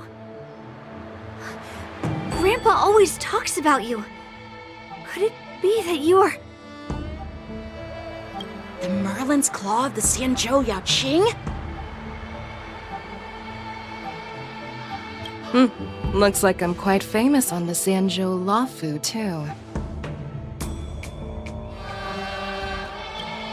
Of course, everyone has heard of the great general. Known to all, and unbeknown to none. Great General. Isn't that title a bit too narcissistic? I don't like it. Ooh, I heard there's a dozing general on the Luofu, so I came up with a humble nickname for myself.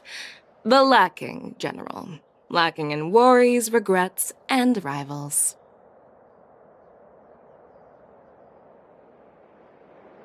Sounds much better, right?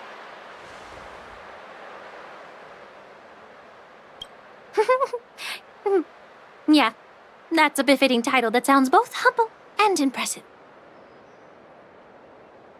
Now that the sparring session is over, Yanqing and Yunli, shouldn't you politely thank General Fei Xiao for her guidance and bury the hatchet?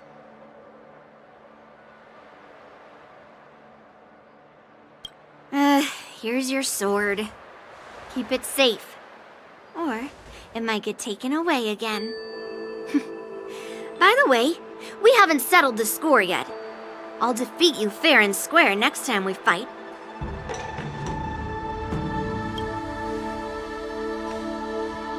This is how she apologizes? Now that I finally got my sword back, I should report to the seat of divine foresight. I'll take my leave, General Fei Xiao.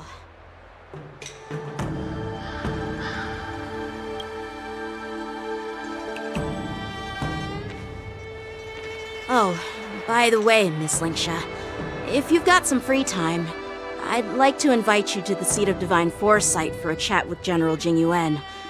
I think there's more to those personal grudges you mentioned earlier.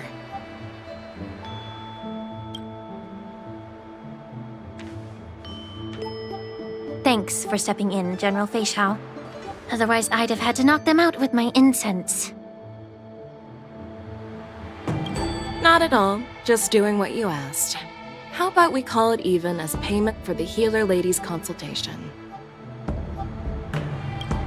Sorry, but even a general needs to pay their bills. We don't do credit here. And let's not forget, you'd have been waiting decades for a chance to see the Dragon Lady if it weren't for me. Well, you can always send the bill to the seat of divine foresight and say it's for mentoring those kids. After all, it was quite the effort splitting them up. I nearly had to get tough. Now, if you'll excuse me, I need to find a spot and get some fresh air.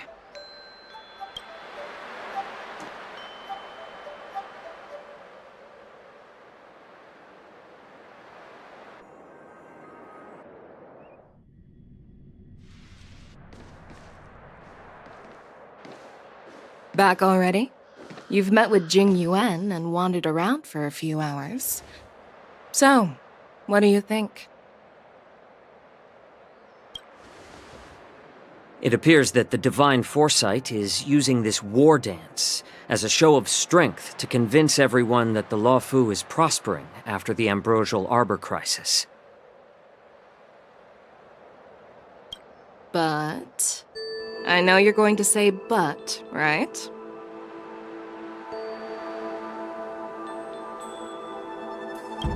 But the influx of people attending the war dance is like a breeding ground for disorder and rumors. One wrong move, and the Luofu could be in a world of chaos. The Cloud Knights on the streets remain vigilant, so at the very least, General Jing Yuan is aware of this. As for other matters, I'm unable to say.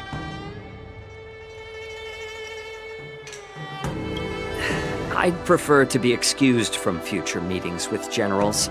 I'm just a military healer. And now all of a sudden I'm thrust onto the center stage having cordial chats with two generals?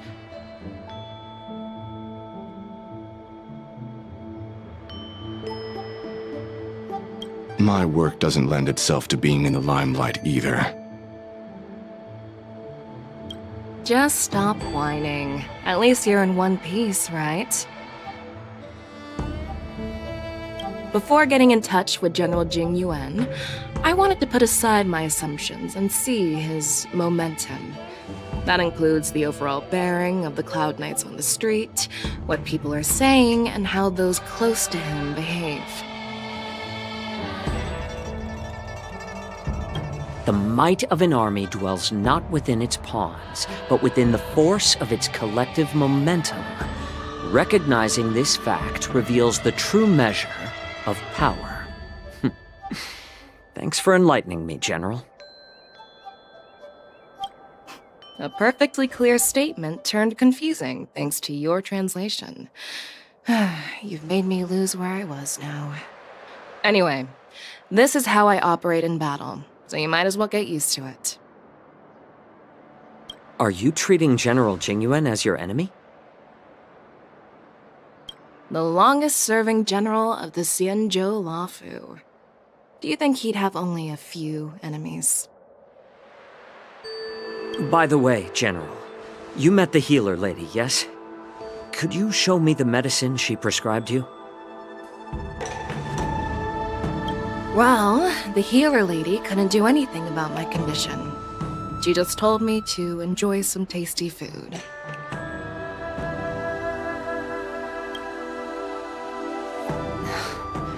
So not even the famed healer lady could help?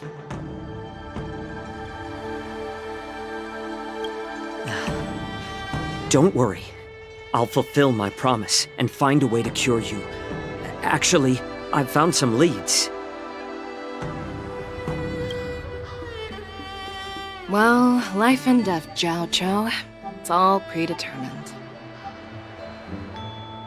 Upon starting my military career, I made a pledge that the rest of my life would be dedicated to being the Xianzhou spearhead, hunting down the abominations of abundance till the end of my days. As long as I can fulfill that deep-seated desire, I don't care how long I live. You asked if I view General Jing Yuan as my enemy. No. My real enemy has always been myself.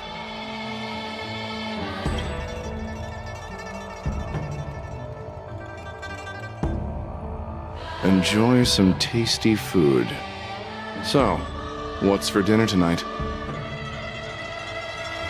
Jeez. You really know how to read the room, don't you? You guys figure it out for yourselves. I'm due to catch up with an old war friend I've not seen for quite a long time.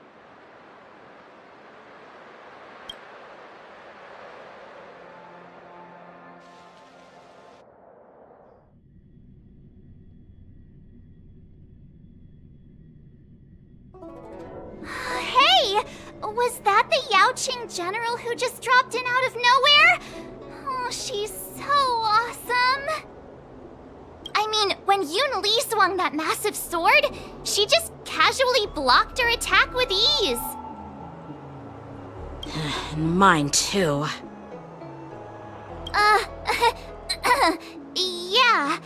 But to go up against Yun Li is quite impressive, you know? That aura of heroism and grace, it almost makes me want to learn Xianzhou swordplay.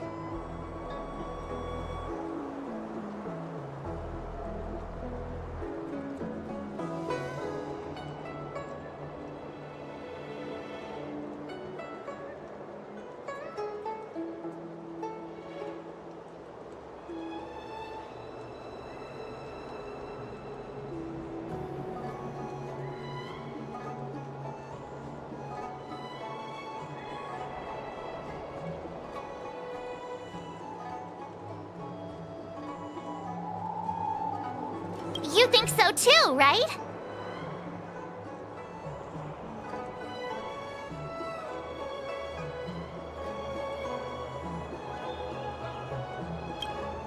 I agree. General Fei Xiao is indeed impressive. I was actually hoping you'd give Yanqing some praise. Thanks for the kind words, Miss March. The Wardance is coming up, and I've been chosen to represent the Cloud Knights in the ceremony. I've had my fair share of defeats lately, and even though I know there are always more skilled swordmasters out there, seeing General Fei Xiao's skills today has made me feel a bit uneasy again. Don't underestimate yourself. After all, generals won't fight in the ring during the war dance. Just remember the state of mind you had when you single-handedly took on me and Blade, putting life and death aside. With that mindset, you can prevail against most challengers. I see. Thanks for the advice, Master Danheng. By the way, now that today's events are over, General Jingyuan wants to invite all of you to the Seat of Divine Foresight. He has something important to discuss. I bet it's about how to deal with the generals from the Yaoqing and the Juming. I really don't want to get caught up in grown-up games so soon. I just hope Generals Fei Xiao and Huaiyan can see the truth. We don't need any more chaos on the Luofu before the war dance.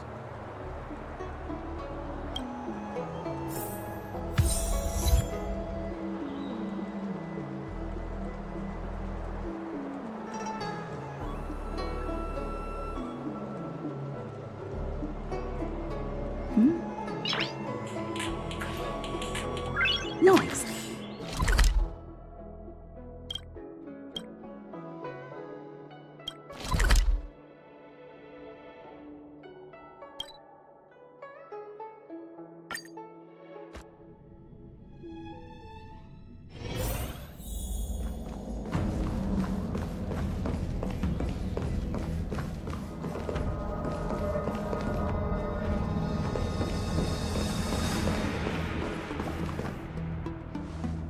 Earlier at the Palace of Astral, I introduced these guests from the Astral Express to you, Elder Huaiyan.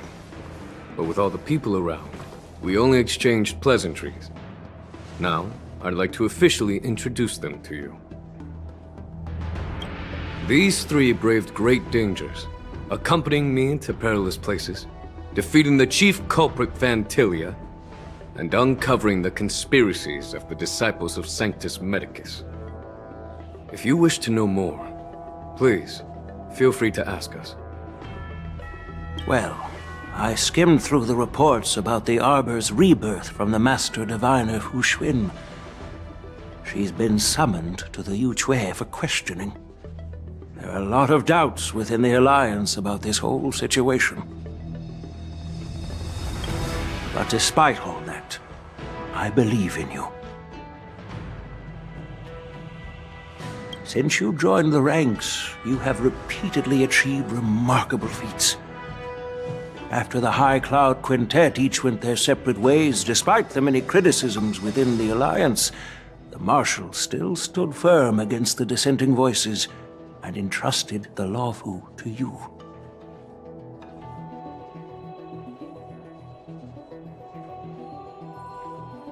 Over the years, you've served the Alliance with loyalty and wisdom. You've taken down abominations in Thalassa, rescued the Xianzhou Luofu from a siege, and destroyed the demonic planet summoned by the denizens of abundance. I still remember those battles vividly. There are fools who doubt your loyalty. They're happy to see the divine foresight fail because it gives them some kind of sick satisfaction. They haven't achieved anything of their own, so they feed off the failures of others.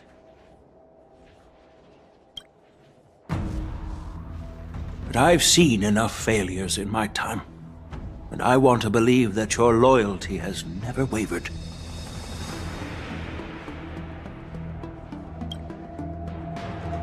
So, General Fei Xiao of the Yaoqing is the only one investigating the Ambrosial Arbor crisis on behalf of the Alliance?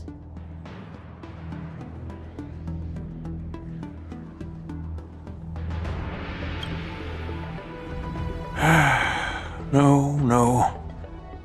I am too.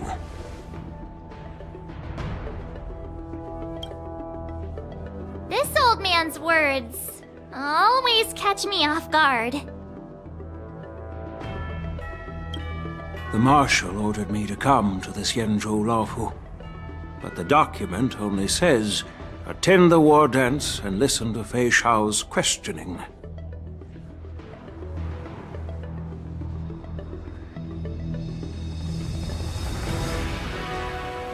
No need for that. You're all important witnesses. The Marshal is well aware of Jing Yuan's purpose in holding the ceremony, and understands the situation he is facing. She mentioned it because she believes both issues are important. Thanks for your kindness and sincerity, Elder Huayan. But is it appropriate to tell everyone here about the Marshal's orders? By introducing the Express's witnesses to me alone, aren't you aiming to discern the intentions behind both my actions and Fei Shao's? And whether there's any discord between us? Well, since I'm being open and honest with you, I encourage you young folk to do the same. As for the Ambrosial Arbor crisis, all I need to do is listen. General Fei Shao will be the one asking the questions.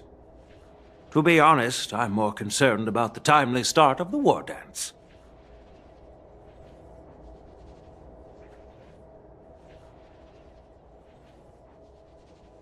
Oh, by the way, I've prepared a gift for the war dance.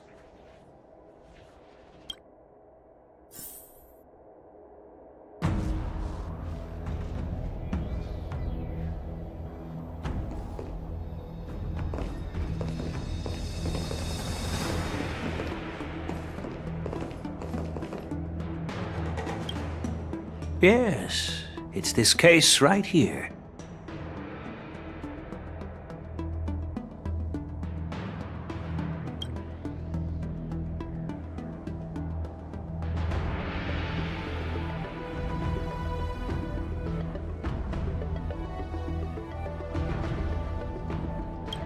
There will be numerous contests and celebrations during the war dance, and the main event will be the Ringmaster's Challenge. The host will dispatch a skilled warrior to take on challengers from all over the cosmos, showcasing the excellent martial arts of the Xianzhou Luofu. When you mentioned that the Astral Express would be attending the ceremony, I thought the High Elder of the Luofu would be the Ringmaster.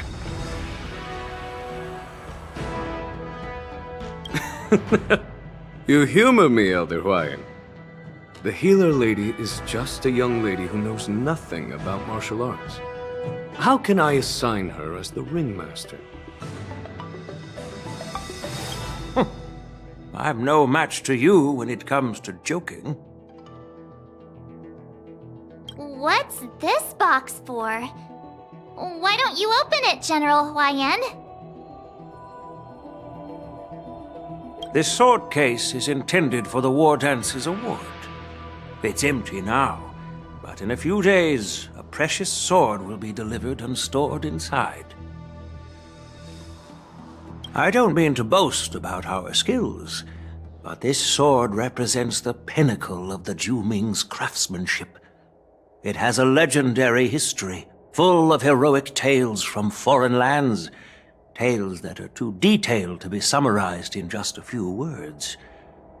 Since the delegation delivering the sword hasn't arrived yet, I'll just leave the case here for now. I've been wondering, who would be worthy of such a sword? And then it hit me. I can award it to the champion of the Ringmaster's Challenge. The ceremony's champion is sure to be a perfect match for the sword. Moreover, I hear that Yan Xing is an excellent swordmaster, and that he will be representing the Luofu as the ringmaster, so it seems like a perfect gift for him. Thank you for your generosity, Elder Huayan. If you want to give me a sword, just say the word, Grandpa. No need to beat around the bush. You've got confidence, my girl. but I don't think you can best Yanjing. I know you're all about swords, Miss Yunli. It's just a shame that it's the sword that ultimately chooses its rightful master. Yeah, and even if someone gets their hands on such a precious sword, it'll probably end up in someone else's. The outcome of our duel at the Alchemy Commission is still up in the air. Since you're interested, why don't you represent the Xianzhou Juming and challenge me in the ring? That's exactly what I had in mind. Nobody knows who's gonna come out on top. It could be me, could be someone else. It'll probably be me. But whatever happens, it won't be him.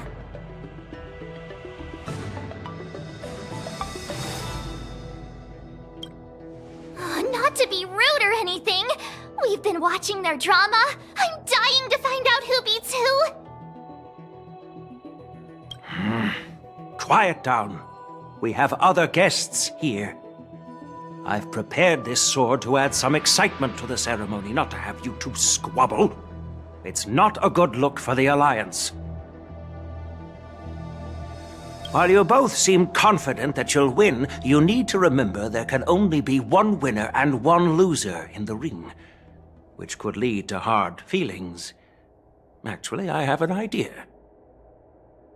We don't know who the winner will be, and it might not be either of you. But if you're eyeing that prize, you'll need to work together. I want you to take on an apprentice who will take part in the Wardance and win at least one match. How does that make sense? In my humble opinion, while a Cloud Knight is commendable by securing victories, it's even more so to pass on your skills and spread the way of swordplay. I'd be greatly pleased if this apprentice could represent the Express in the Wardance by displaying their Cloud Knight flair and prowess. Well, Elder Huayan's idea is quite interesting.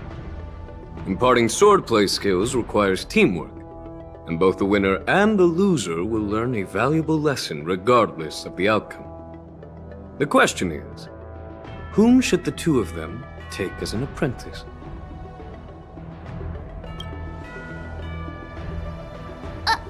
Huh? Who? Wait, me? I noticed just now that Miss March seemed quite interested in the outcome of your sword fight, so I thought, why not teach her the art of swordplay? Oh, wait! Are you serious, General?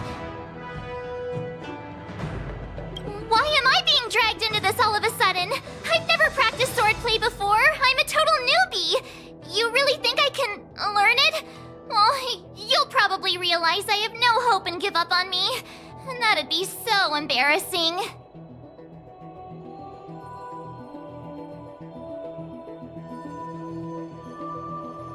Isn't this a perfect chance for you? I remember you mentioning that you wanted to learn some sword moves. Yeah, I did say that.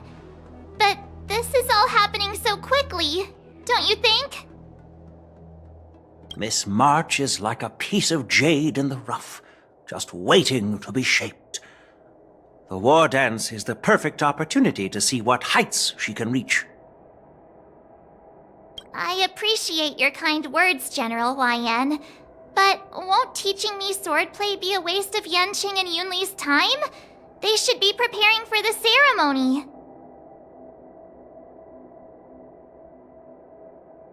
Plus, I heard that each swordmaster has their own special moves. What if they let something slip while teaching me? If everyone knows each other's tactics, won't that make it hard to catch people off guard during the war dance?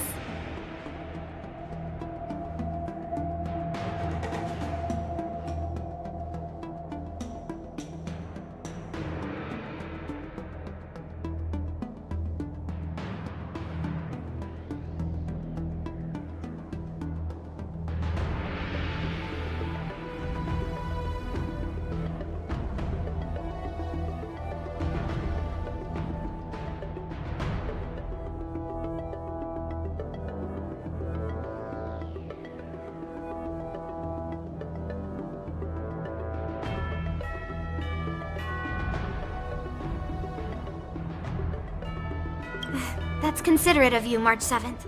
But don't worry. It'll take you at least a decade of hard training before you can even start learning special moves. No need to freak out. A few Juming swordplay tricks will mean you'll be more than equipped. Really? Looks like March's curiosity has been piqued. The whole point is to know each other's moves. Defeating your opponent in just one move? How boring would that be? Plus, what really decides a swordsman's fate isn't some special move. It's the solid fundamentals.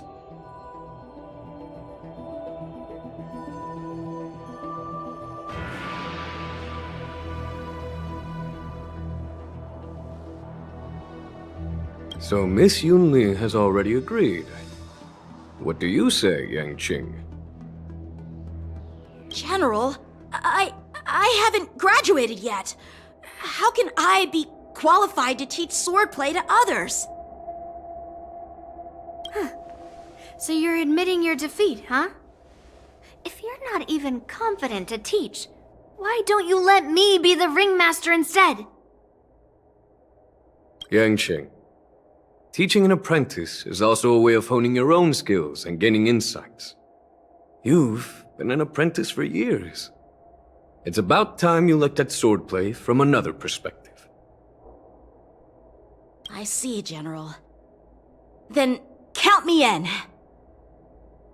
Now that Yang Qing has agreed too, it all comes down to Miss March giving her nod. It's up to you to make the final decision, March.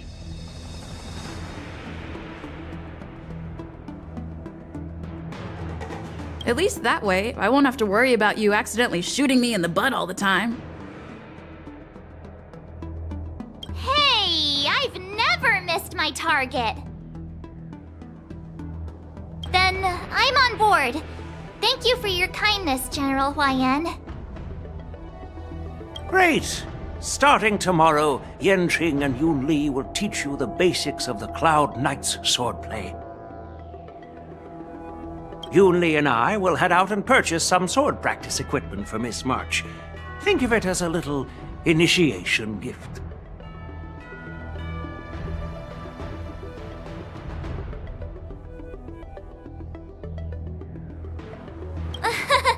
You're too kind.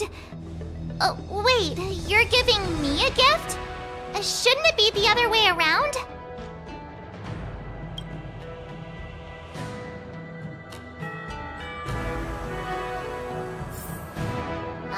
General Huaiyan's gone. Wait, why does something feel off about what we talked about?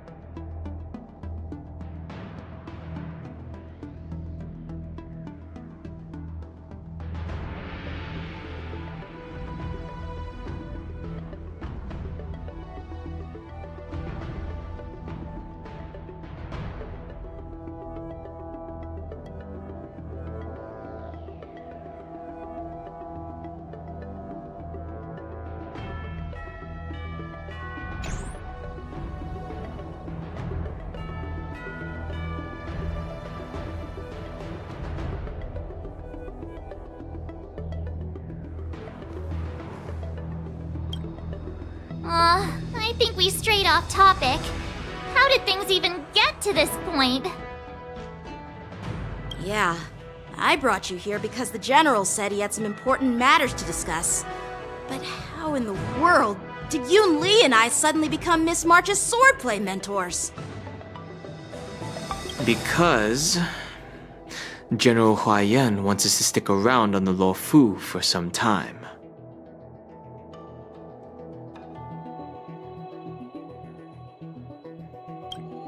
But from his point of view, we're no different from all the other tourists who may leave at any time.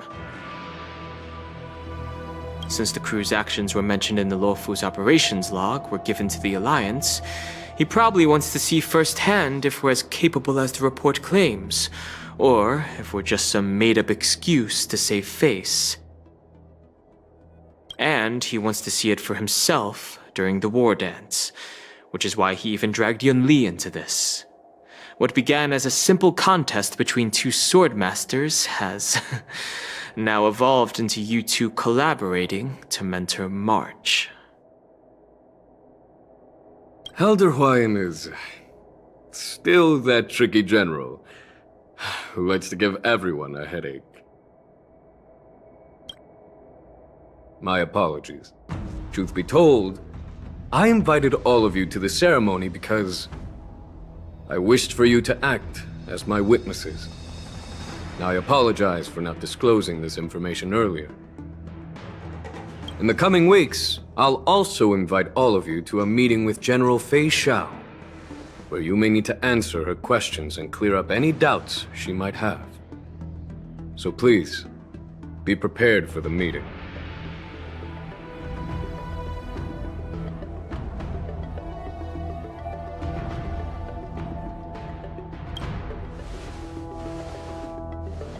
Did we do something wrong?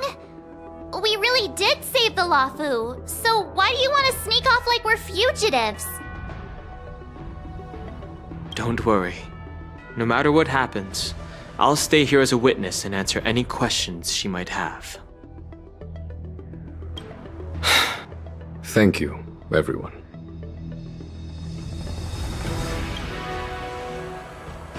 General, I know there isn't much I can do to share your burden, but...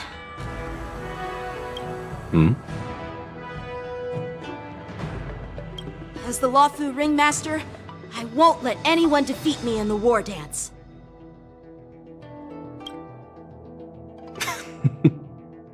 I know.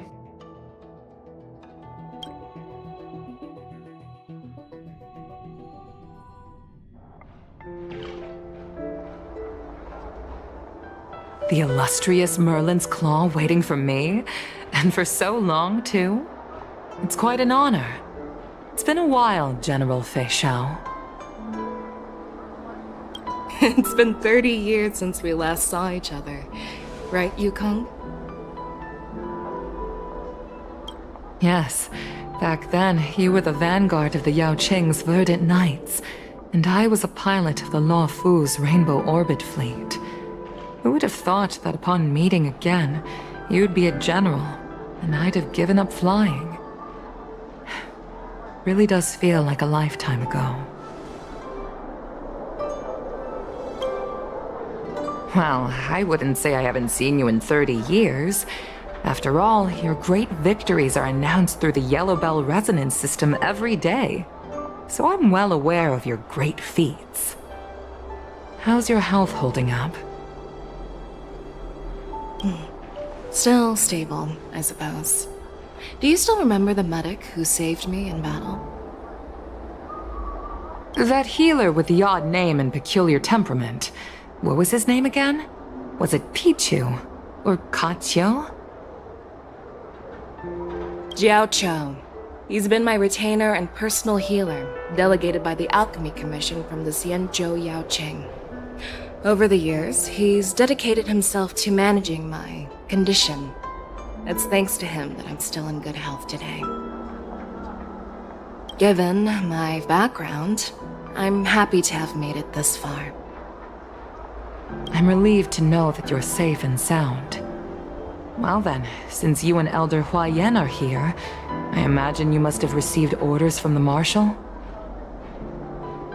As your friend, may I ask how the Alliance intends to punish the General of the Luofu?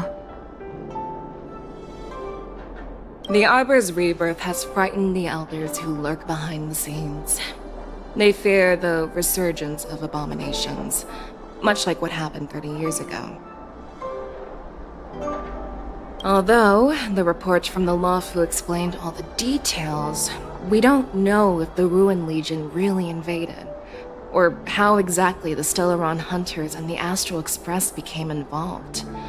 This puzzle has many missing pieces. As you know, the fugitive Jing Liu, who mysteriously disappeared many years ago, has resurfaced. This time, she has brought along an Outworlder and a coffin, claiming to offer the Marshal a method to fight against the Eons. The Luofu Preceptor has also leveled accusations against Jing Yuan for neglecting the Alliance's principles. She asserts that Jing Yuan enabled the exiled Imbibitor Lunae to re-enter the Luofu, thereby unlocking the lunarescent depths within Scale Gorge Waterscape, which in turn disrupted the Vidyadhara's dutiful watch over the Ambrosial Arbor. It is for these reasons that I have come here to the Luofu today. Well, duty calls. Perhaps I shouldn't have mentioned all of this to an uninvolved person, but since we once fought together, I didn't want to keep you in the dark. Perhaps pretending you didn't hear any of this would be for the best. I understand. I'm sorry. I was out of line.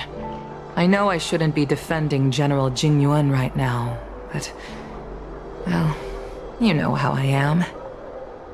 The Luofu has enjoyed centuries of stability since the end of the sedition of Imbibitor Lunae, much of which can be attributed to General Jing Yuan's masterful strategizing. Unfortunately, for long-life species, enduring through the ages always culminates in a failure that undoes all previous achievements, a moment that our adversaries relish.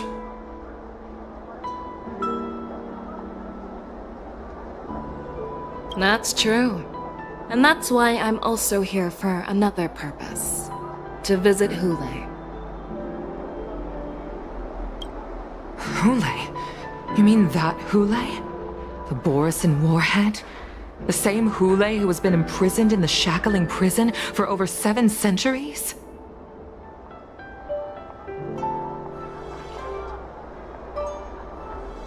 The nemesis of the Foxians who will never be forgiven and shall be imprisoned until the end of the cosmos. I can't quite remember the exact wording, but yes, the very same Hule. Usually, only emissaries from the Xianzhou Yaoqing Skyfaring Commission visit him once every century. Why do you have to visit him now, of all times?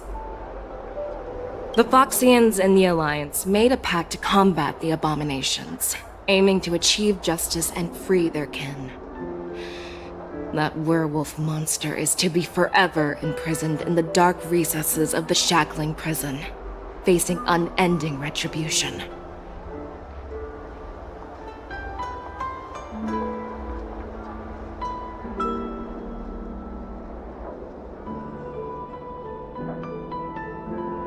Given the situation on the Luofu, those on the Yaoqing are concerned about Hule's imprisonment.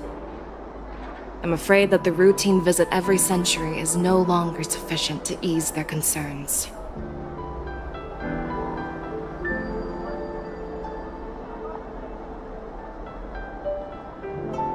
That's why I was sent here, to reassure them.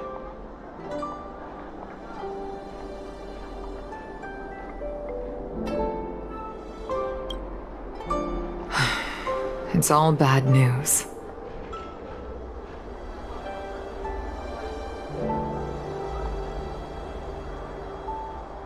Well, not everything. There might be a silver lining. Oh, by the way, I found some clues about the thing you asked for.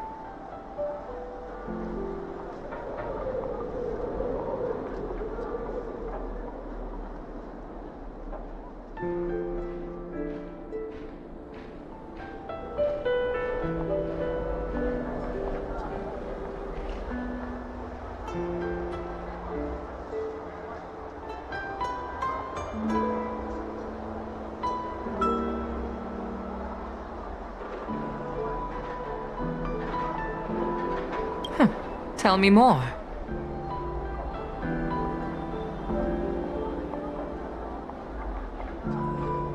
The Verdant Knights followed the route you mentioned and discovered the wreckage of the Whistling Flame ship. Unfortunately, there were no survivors and no cargo.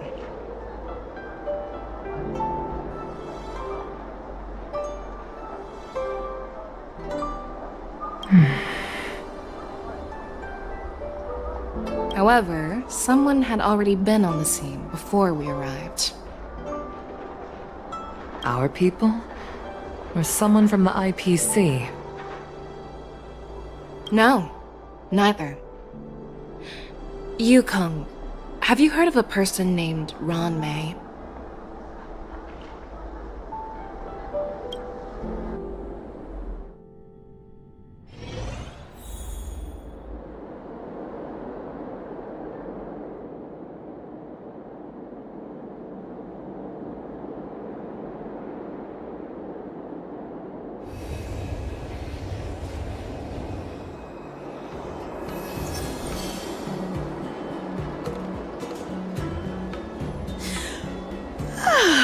I'm still feeling sleepy. Did I oversleep? Where did March and Don Hung go?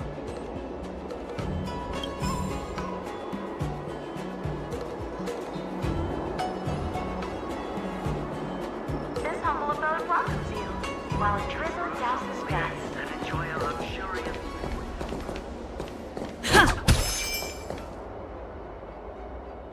There you are!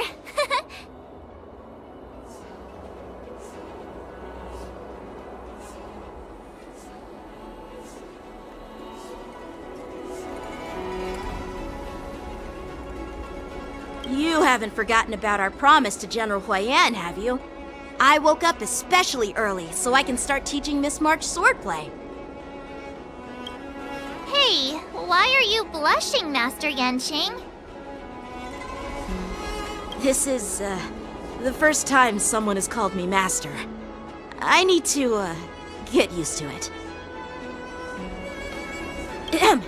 Let me make it clear. Swordplay training is about improving your body, mind, and strength. It's not a casual game you can master overnight.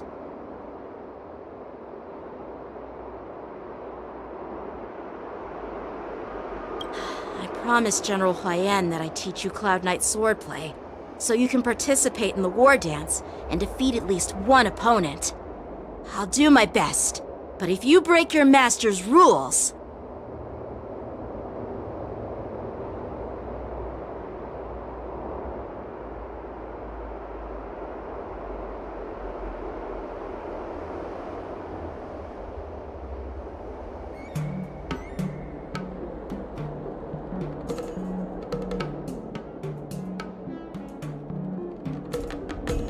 Is it too late for regrets?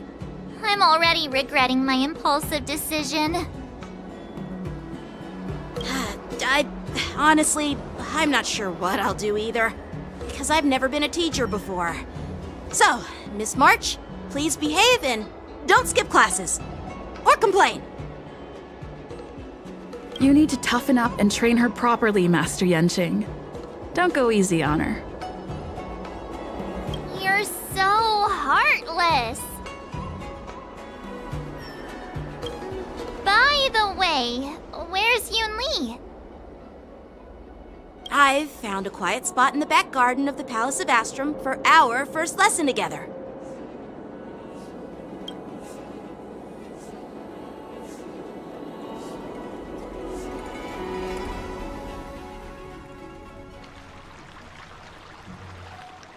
Seriously? It's the first day, and you two are already late? Why is everyone on the Luofu so laid back? So disappointing. Master Yun Li, you're already here. Sorry for keeping you waiting. Oh, wait! Were you trying to teach her in secret? That's sneaky! I'm just showing you what Luofu etiquette is all about. She might be my apprentice, but it's customary for the master to personally escort their apprentice to the place of learning. As the host, I'll be teaching Miss March the essence of Luofu's swordplay, after which she'll emerge victorious in the Wardance ring. You won't be complaining about Luofu's swordplay then. Stand aside, rookie. Let me show you how we Zhuming swordmasters treat their apprentices. Quickly, over here, Miss March. This is a reverse mentorship gift from me to you. I hope you put it to good use.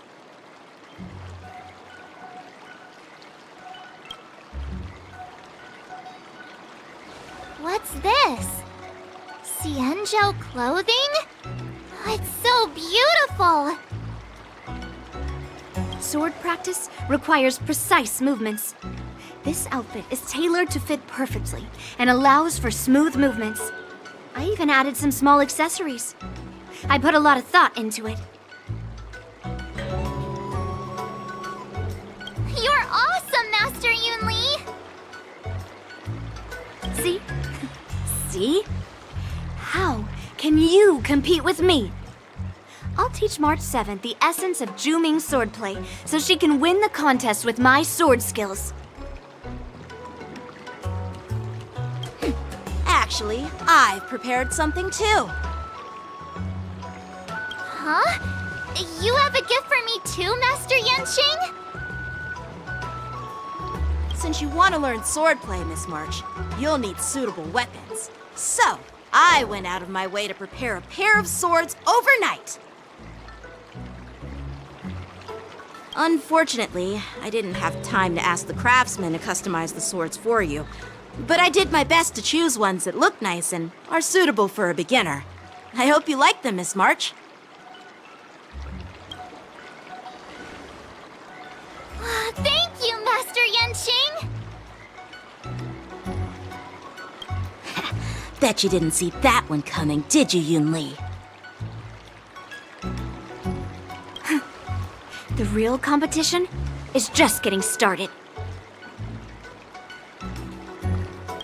I'm so lucky to have two great masters. But why does it feel like things are getting a bit weird?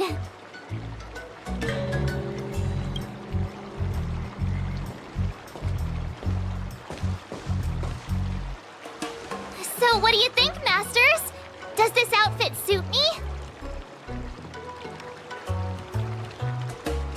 Perfect. I chose it carefully. It's perfect for beautiful young swordswomen like you and me. All right, let's get started with the training. The person next to me is a Cloud Knight instructor I've brought in. For your first lesson, try exchanging a couple of moves with him. Wait, we're having actual combat training for the first lesson? Isn't that a bit too intense? Well, I heard you have some experience with archery and martial arts. The first thing we're going to do is see just how strong your fundamentals are. Come on, step forward and strike with the sword in the most natural way you can think of. It's important for us to grasp your natural movements so we can decide where to start and what you need to learn. If you're ready, let's begin.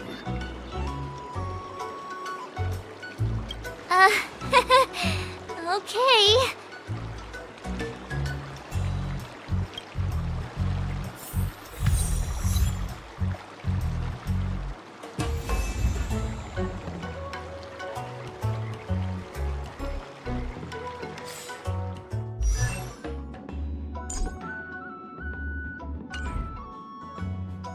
Well, I heard you have some experience with archery and martial arts.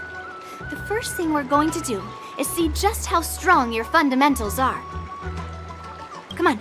Step forward and strike with the sword in the most natural way you can think of. It's important for us to grasp your natural movements so we can decide where to start and what you need to learn.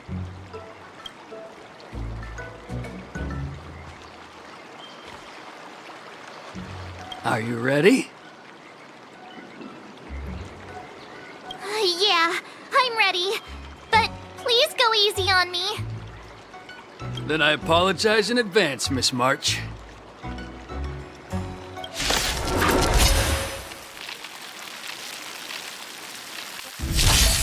Ready to shine.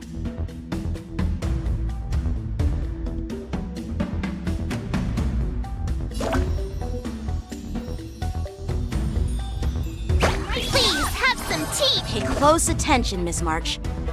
Luofu's swordplay is all about being swift and agile in your movements.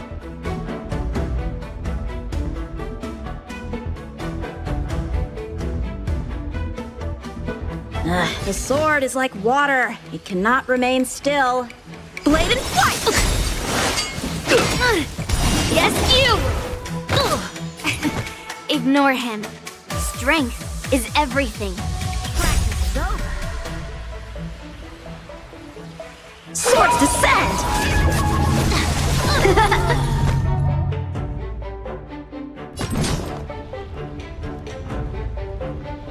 Strike! Right on time. Like this? Well done!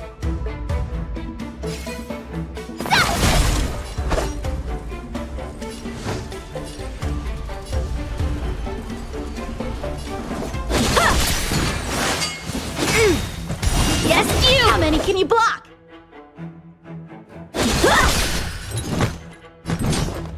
Slap!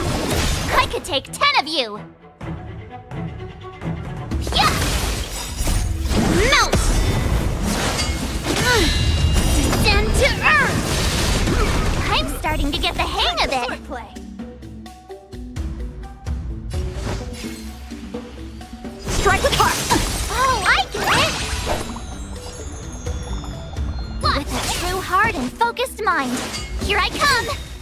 Right on time.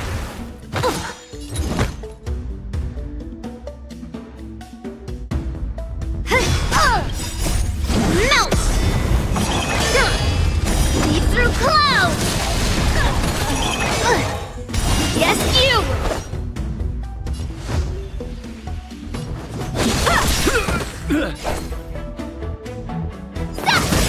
A one-time enemy! Time to show you what I can really do! Azure Dragon, White Tiger, less carbs! Watch this! How many can you block? Are you mumbling about? Isn't this, sword technique? Shouldn't I be saying something cool? Blade and flight! You'll make good practice. Yeah! Melt! Descend to earth! Right on time.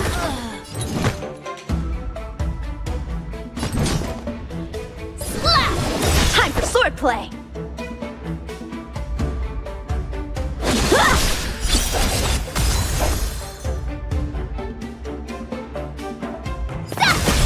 Awesome!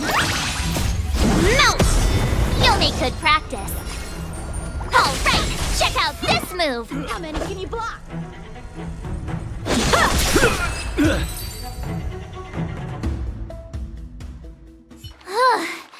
I didn't expect the first lesson to be so intense. Miss March has quick hands and a flexible body. She's a perfect fit for practicing Luofu swordplay. However, she lacks strength, and her strikes were a bit unfocused. But don't worry, that's totally normal for beginners.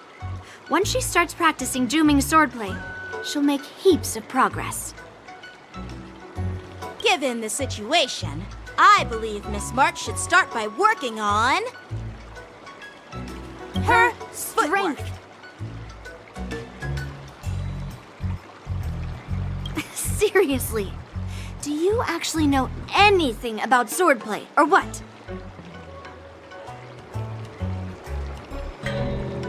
could ask you the same thing. Dual swords require agility. So what's more important than footwork? Instead of focusing on her strengths, we should address her weaknesses. The drawback of wielding two swords is not generating enough force. What good is being quick on your feet if you don't have strength? It's not like we're dancing here. Skilled sword masters know how to play to their strengths and work on their weaknesses. Start with what you're good at, then tackle your weaknesses. That's the right way to learn. You're quite the theorist, huh? Theorist? You claim to be able to talk to swords. So what does that make you? A lunatic? Hey, it's only my first lesson, and you're already arguing. Come on, calm down, masters. I'll have to improve both my footwork and strength anyway, so it doesn't matter which one comes first. But it does matter! Just listen to me, March 7th! Aww.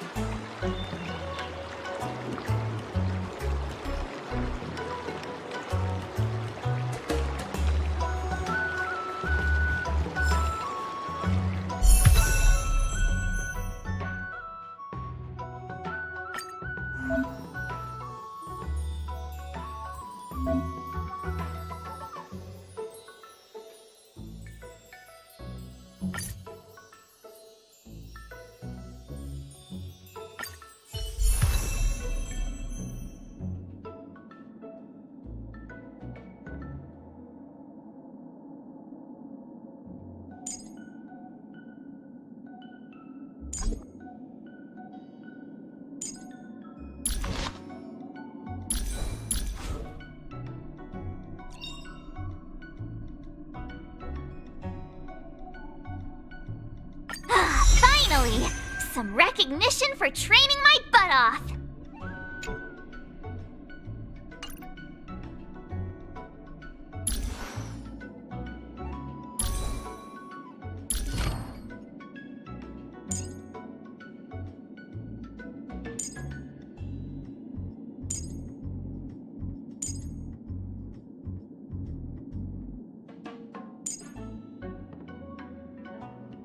You can never have enough skills!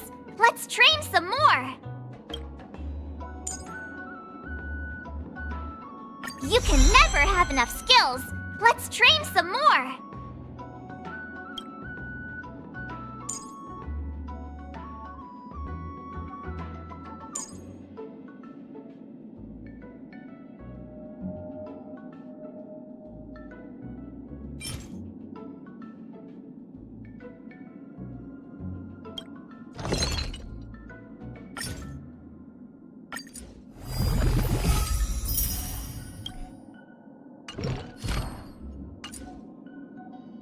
You can never have enough skills! Let's train some more!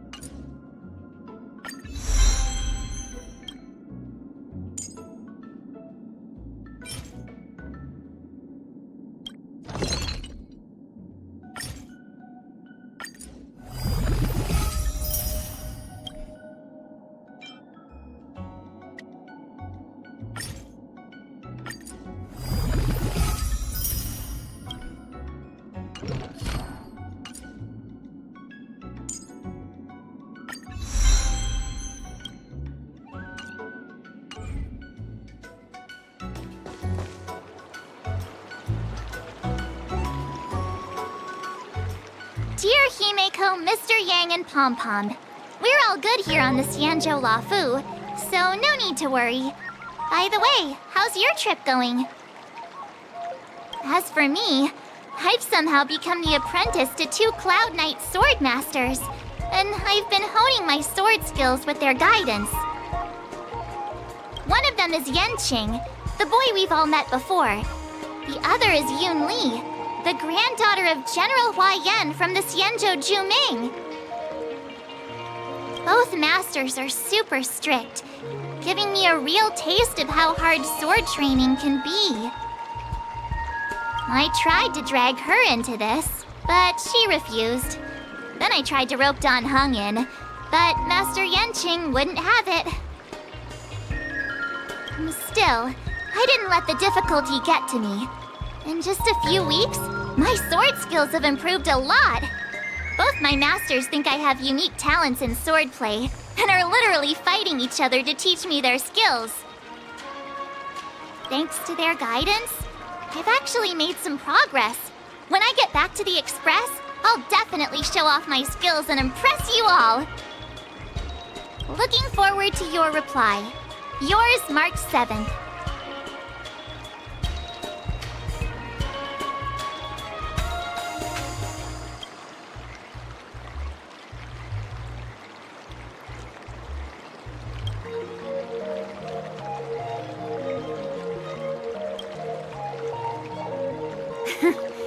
Well done!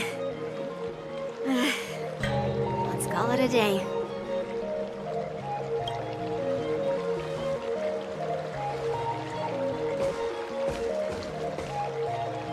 Miss March's sword skills are really coming along. She'll hold her own just fine in the Wardance.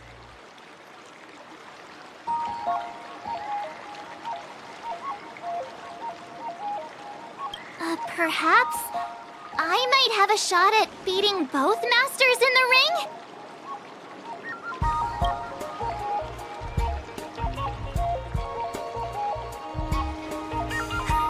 Get real. You've only been practicing for a short while. How could that possibly happen? With your talent, Miss March, if you dedicate a few more decades to training, you might eventually be able to defeat Yun Li.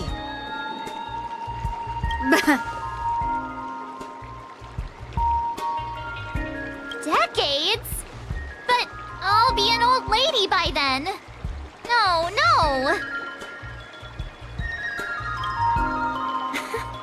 Can you believe it?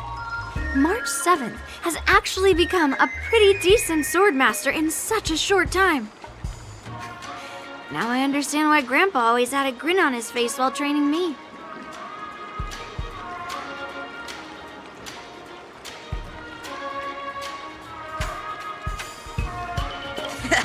Are you sure he wasn't laughing at you? Oh, shut up!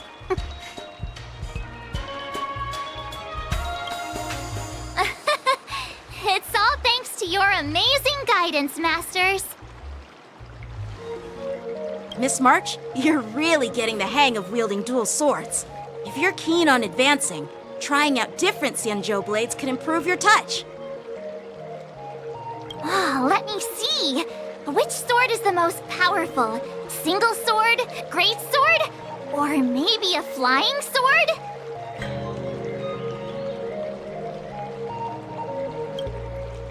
There's no such thing as the most powerful sword. It's all about the skill of the swordmaster. Yanqing wields several flying swords, while I only wield one. But remember how I kicked his butt at the Alchemy Commission? First, you didn't kick my butt. Second, you'll never kick my butt. Third, how about we settle this right now and see who kicks whose butt? Yeah, I'm up for that. And if I kick your butt, you'll drop out of the Wardance. Deal?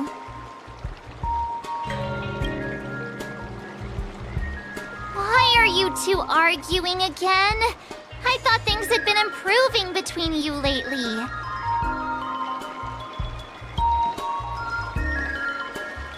There was talk that the leading disciples of the Luofu and Juming generals were supposed to face off in the war dance, but for some reason, they suddenly teamed up to train an apprentice of their own. Turns out, the rumors are true.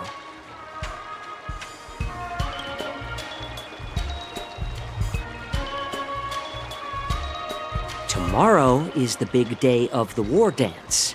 Shouldn't you two be focusing on honing your skills instead of teaching swordplay here? You're... that's right! You're the pink-haired fox from the Yaoqing!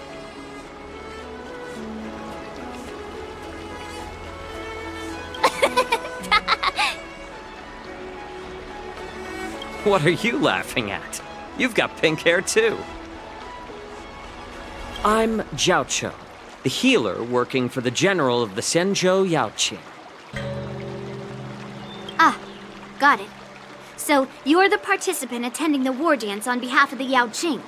And you were trying to sneak a peek at our training? Sorry for the misunderstanding. I don't know anything about martial arts. I'm just here on the general's orders to take care of some official business. I didn't mean to interrupt your training. I'll be on my way. If you know nothing about martial arts, why were you smirking earlier? Well, my curiosity got the better of me, I suppose. When I heard Miss March's pondering about what to learn, I couldn't help but wander over. From my professional experience, cleavers, slicers, chopping knives, and carving knives are all just tools. Kind of like frying, sautéing, boiling, and deep frying in cooking. They're just ways for people to show off their skills.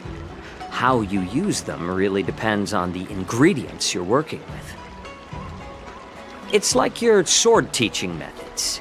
If you align your ingredient, in other words, your apprentice's natural tendencies, with the right cooking method, by which I mean the teaching method that best suits her, she'll make double the progress in half the time.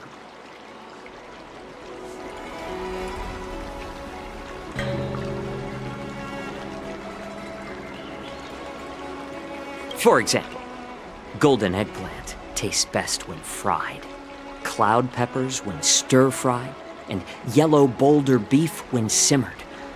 It's all about discovering the nature of the ingredients. Apprentice.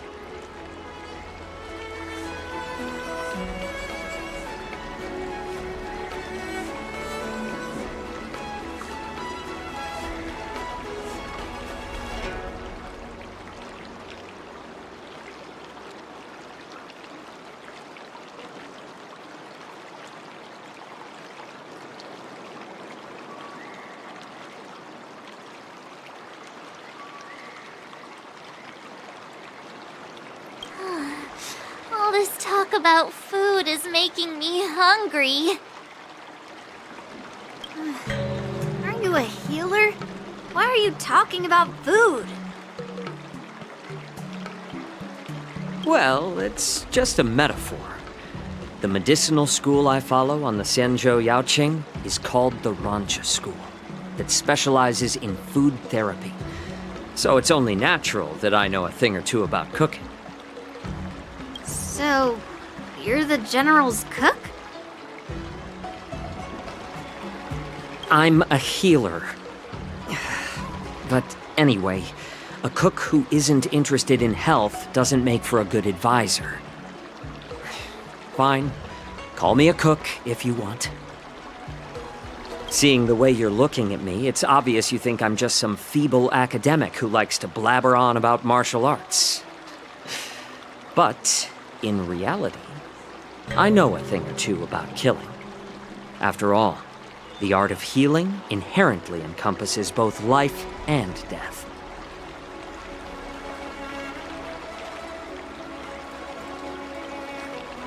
Why is this guy suddenly getting all serious with kids? Do you recognize this bottle of medicine in my hand? No? This is called tumble dust, an extract from an exotic flower named Yabra. Is it poison? Well, it depends on how it's used.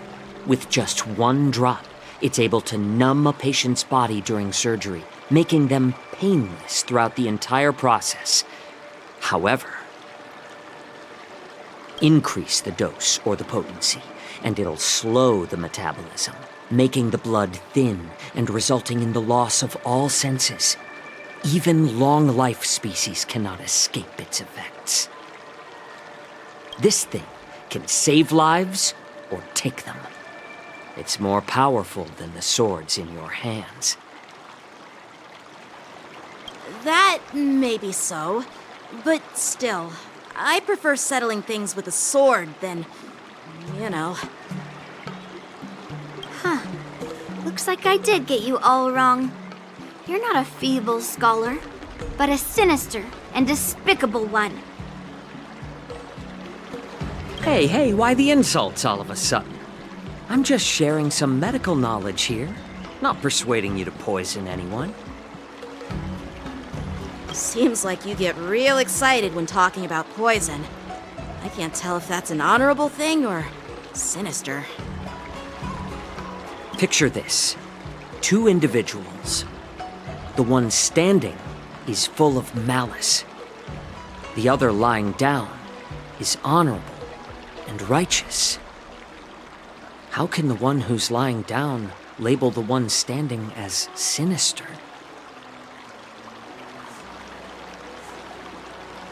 In the throes of combat, where life and death hinge on a singular moment, every idea fades into nothingness. The only thing that matters is staying alive. Surviving the battlefield reshapes all notions of worth, be it integrity or treachery. In my eyes, their significance is negligible. Perhaps you've underestimated Yunli and me, Mr. Jiaoqiu. We may be young, but we've seen our fair share of war. Well, then you should know that the Wardance is nothing more than a contest. So why are you so focused on it? When I was appointed as the ringmaster for the Wardance, I asked the general, we Cloud Knights are supposed to charge into the fray and slay enemies. Why do we have to swing swords in a ring just to please an audience? And this is how the general replied. To unsheath your sword in a ring is no different than on the battlefield, as your sword reveals the might of all Cloud Knights. The Wardance is the perfect chance to showcase martial virtue and forge alliances from all over the cosmos. When we unsheath the sword without drawing blood, we not only display our might, but also the martial virtue of the Cloud Knights. That's quite an insightful statement, Yanqing. Well, my apologies for being so short-sighted. I've been on the Luofu for quite some time, but I haven't had the chance to see the ceremony venue for myself yet. Hearing you speak so highly of it has piqued my curiosity. Would you mind showing me around? You want to see the Sky Splitter ship where the Wardance will be held? Let's go! I bet Yunli and Miss March haven't seen it either, right?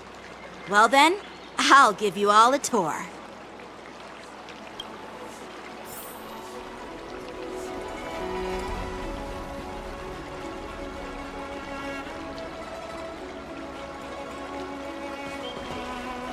Surviving the battlefield reshapes all notions of worth, be it integrity or treachery. In my eyes, their significance is negligible.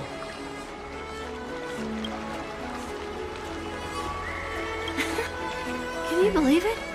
March 7th. has actually become a pretty decent swordmaster in such a short time. Now I understand why Grandpa always had a grin on his face while training me.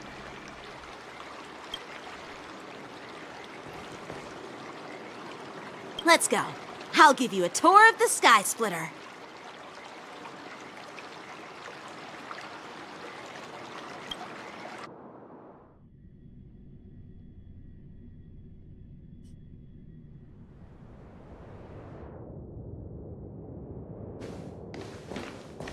Looks like a lot of other visitors have also come to catch a glimpse of the Sky Splitter.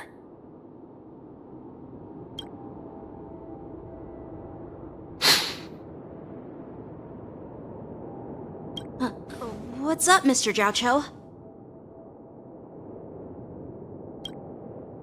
No, it's nothing.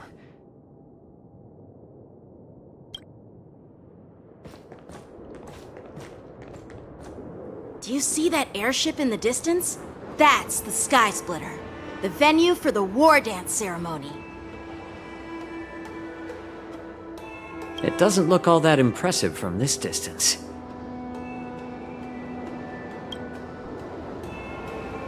The Sky Splitter is actually a decommissioned Luofu military vessel.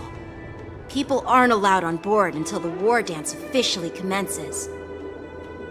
Tomorrow, when the bell rings and the ceremonial cannons roar, I'll be there representing the Cloud Knights of the Xianzhou Luofu, standing in the ring, ready to take on challengers from all over the cosmos. Since I was a kid, I've been training in swordplay and the art of war under the general.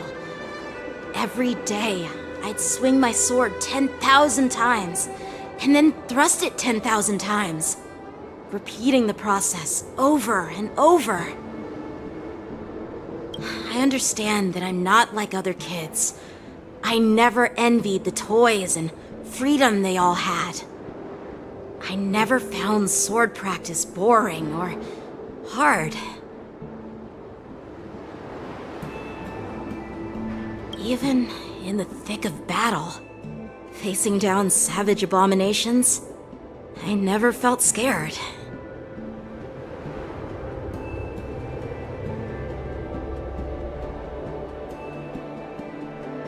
Each day, I could feel myself getting stronger and stronger, and I racked up countless victories. It's the best feeling in the world.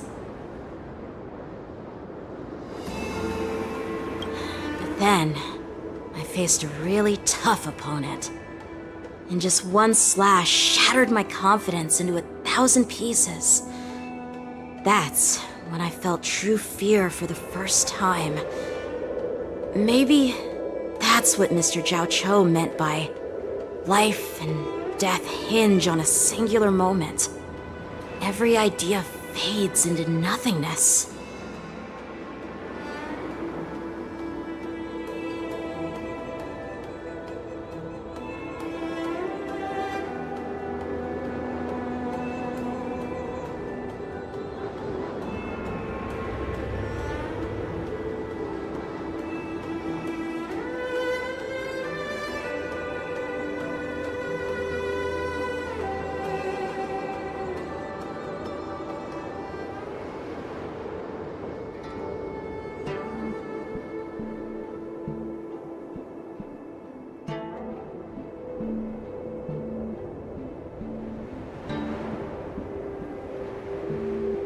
After that, I had to pick up the pieces and try to put myself back together.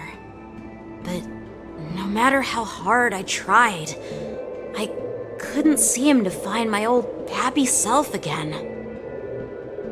I often ask myself, why do I wield my sword? If defeat is inevitable, why do I continue to fight? Is it to reclaim the joy of victory? To meet the General's expectations? Or to secure my honor among the Cloud Knights? While the General could teach me the art of swordplay, he couldn't teach me why I should keep on going. He said, the reason must come from within myself.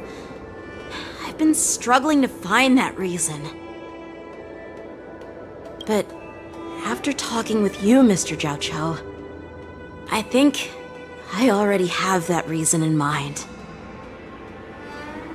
As a member of the Cloud Knights and the General's apprentice, I've had a weight on my shoulders.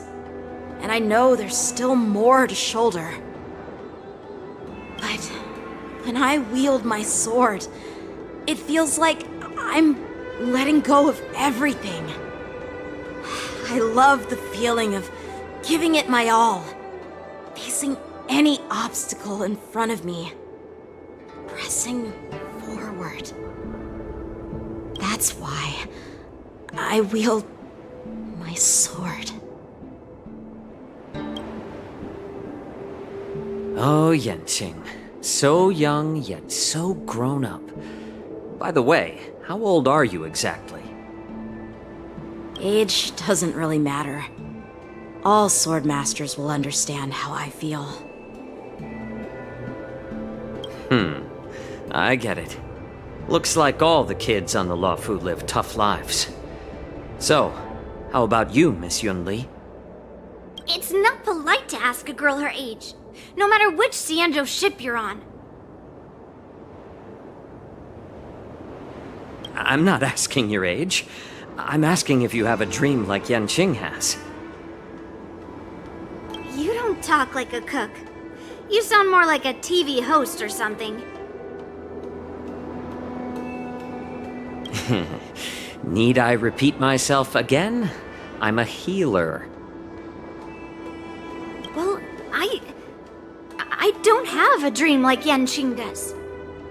The only reason I'm participating in the Ringmaster's Challenge is because I made a promise to my grandfather that I'd win the precious sword he's contributed to the war dance. Sounds like that mind of yours is just filled with swords. I bet you've got nothing better on your mind. My father was a craftsman on the Xianzhou Juming. Because of his foolishness, many innocent people fell victim to the cursed swords he forged. Since I was a kid, it's been clear to me that not everyone deserves to have a weapon in their hands. Giving them a sword is no different than being cruel to the innocent. So, whenever I come across someone unworthy of a sword, I can't help but want to take it away from them. Given that Yanqing is the war dance ringmaster, I'm stepping up to challenge him. To ensure the precious sword doesn't fall into the hands of an unworthy master. Hey, what do you mean by an unworthy master? I see. It's not easy for kids on the Juming either. Well, it's better to have a reason for wielding a sword than to be lost and confused. I've saved countless Cloud Knights in my life, and there are plenty of exceptional warriors, just like the two of you. What happened, Mr. Zhao Chou? Oh, nothing. I was just reminded of some old friends and old tales. Judging from my professional perspective as a healer, both of you possess remarkable vitality. Your energies flow like raging fires and mighty gales. The upcoming fight will definitely be impressive. Well, we've seen the Sky Splitter and toured the Stargazer Navalia. I guess it's time to say goodbye for now.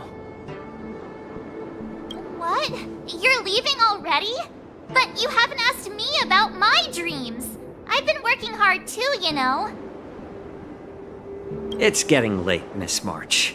Unlike you lot, I'm a grown-up bound by responsibilities and duties. The tasks entrusted to me by the General won't complete themselves. By the way, Yanqing, Is it normal to have so many people wandering around in an automated area like the Stargazer Navalia?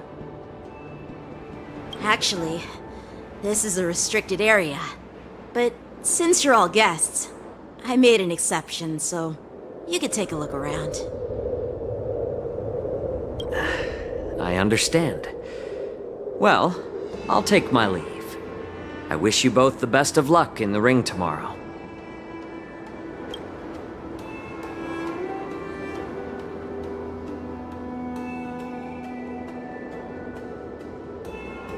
Seriously?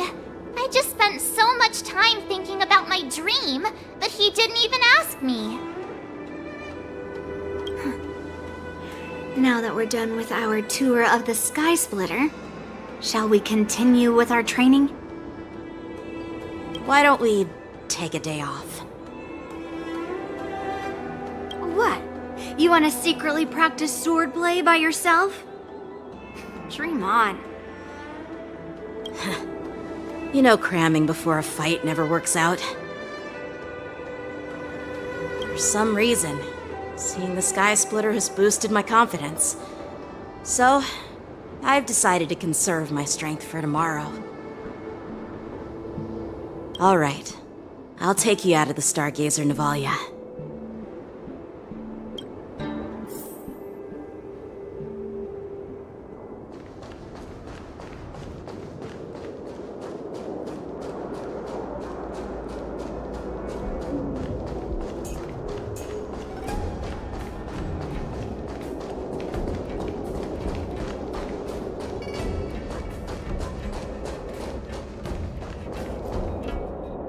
Just shut up, Red Fang! This is not a beast ship. I need some time to take care of things.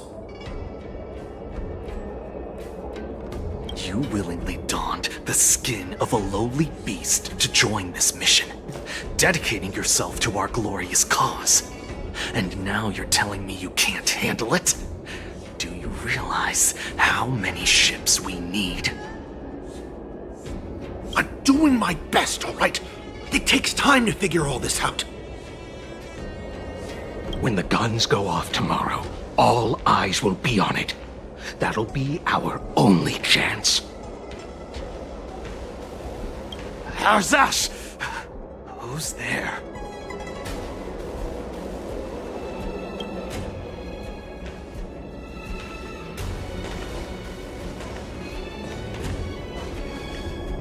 Who are you guys?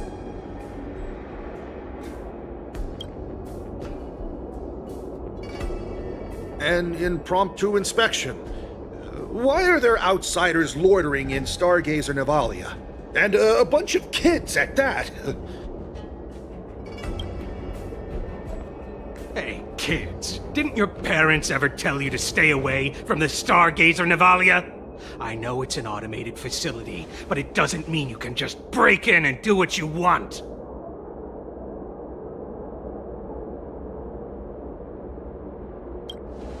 First of all, I'm an adult. Second, I didn't just break in. Yeah, we flew here on a star skiff. Like, whoosh!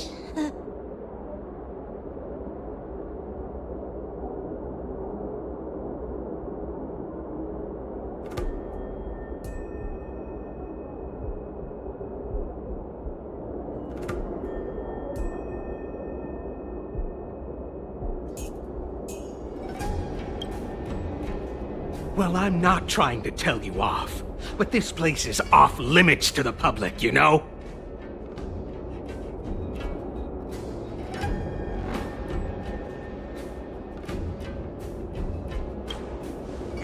Big sis! Let's go! I want to play in Ever Hunt Planes!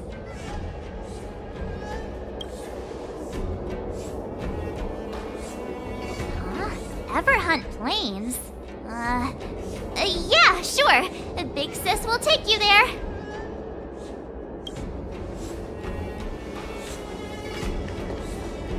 Shuha!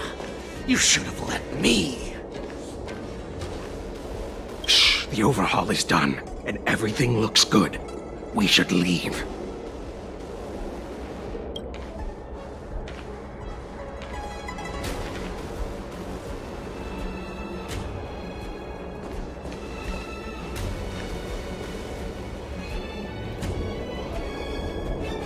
repeat what you just said, Yanqing? What did I say? Big sis, let's go! I want to play in Everhorn Plains! Come on! Can't you read the room? Something is definitely off about the 3 people we just met. Yeah, anyone could see that. I just wanted to hear you say it again. That pink-haired fox tried to say something. I'm pretty sure he sensed something fishy. Since he's not familiar with this place, he just dropped us a hint. But you didn't seem to be paying attention at all.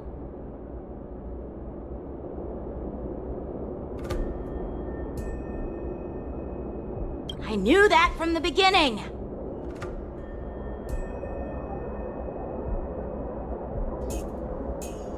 That Cloud Knight didn't recognize Master Yanqing at all. That's really weird. What? Is he famous on the Luofu or something? Not even the Cloud Knights on the Juming, who all know my glorious name, might recognize my face. You have a point.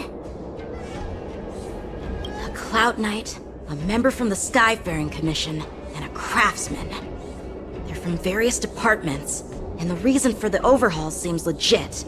But one of them blurted out some weird language just now. Did you hear that?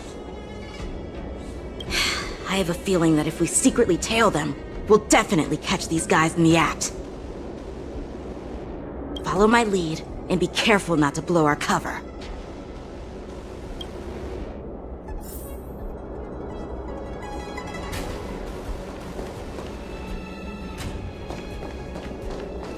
Never mind who they are. Let's just film them.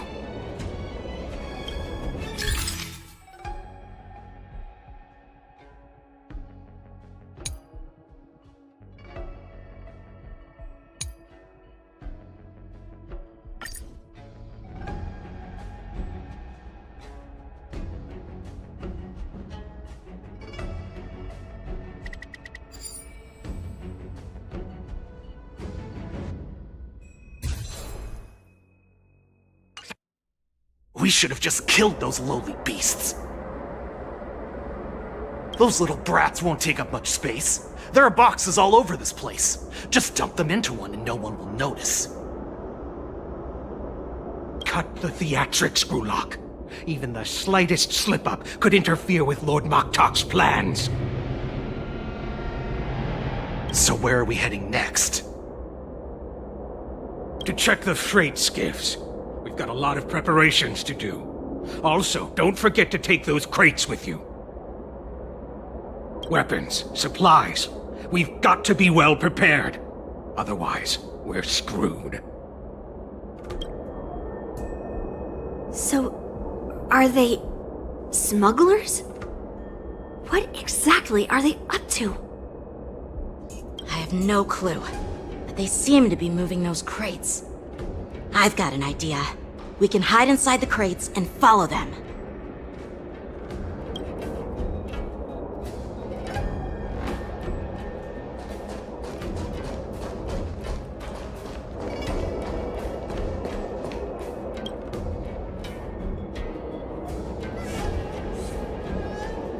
Ugh, it's so cramped in here.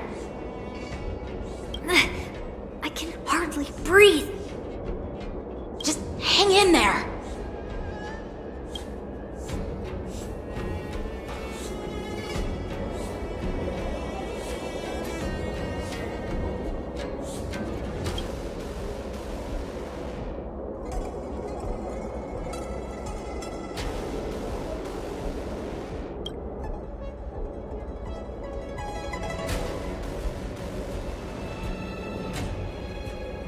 Let's just put the cargo here for now, all right?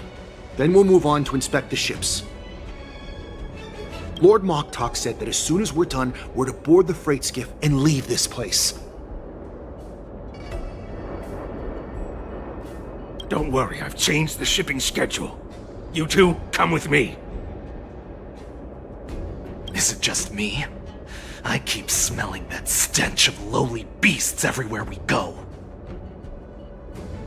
Don't be so paranoid.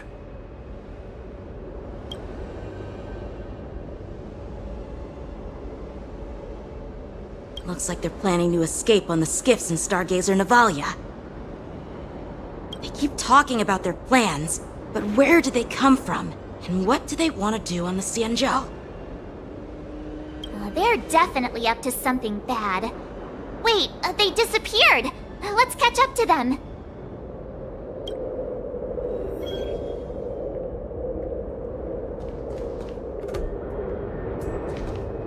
Tread softly, breathe quietly, and make sure to keep an eye on them.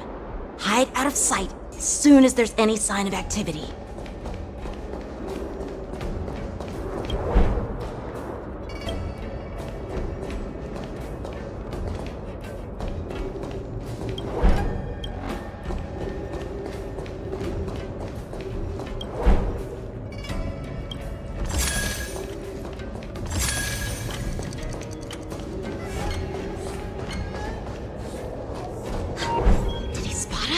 Quickly, hide!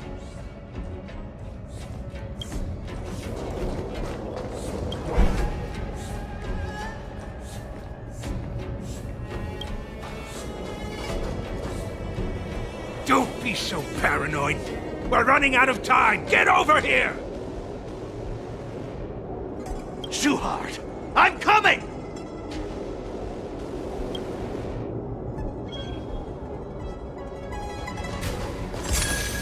They're leaving. We should catch up to them. Quickly!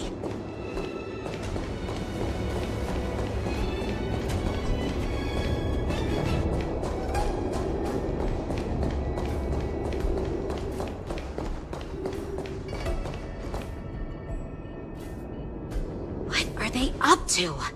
They're all wearing official uniforms, but I'm pretty sure they're not members of the Skyfaring Commission, the Artisanship Commission, or the Cloud Knights. This is way too suspicious. Never mind who they are. Let's just film them. That way, if they do anything bad, we'll have solid evidence against them.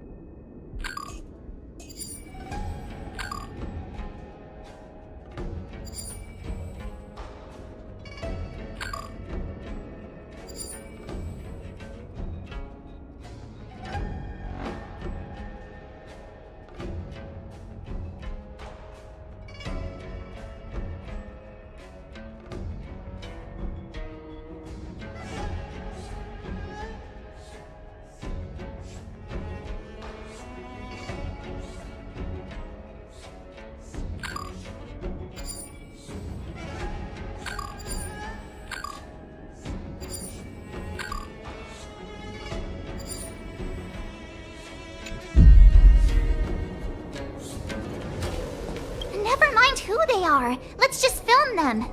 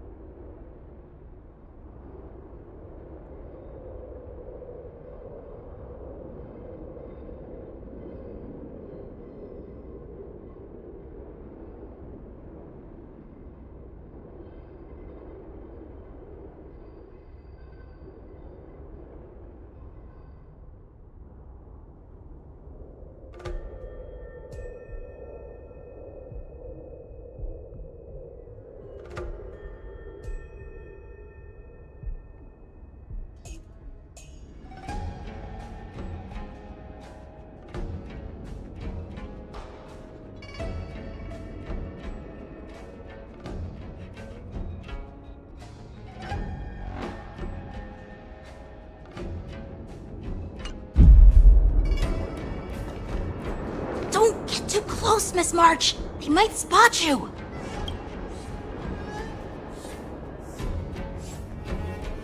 Never mind who they are. Let's just film them.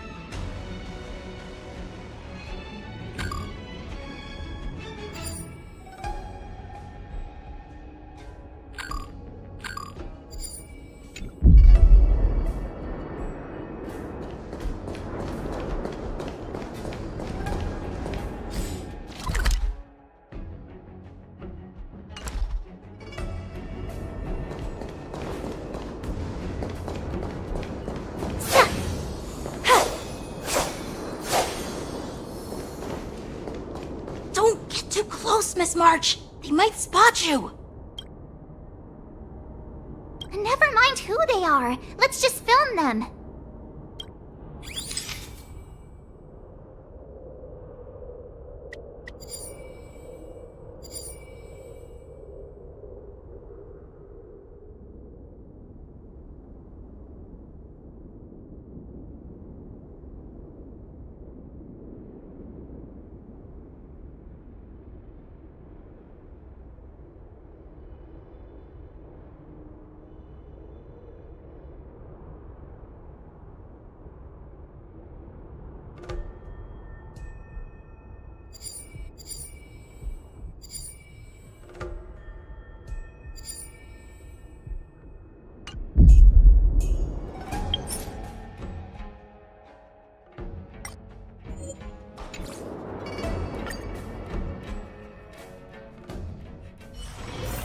Wanna go take some pictures?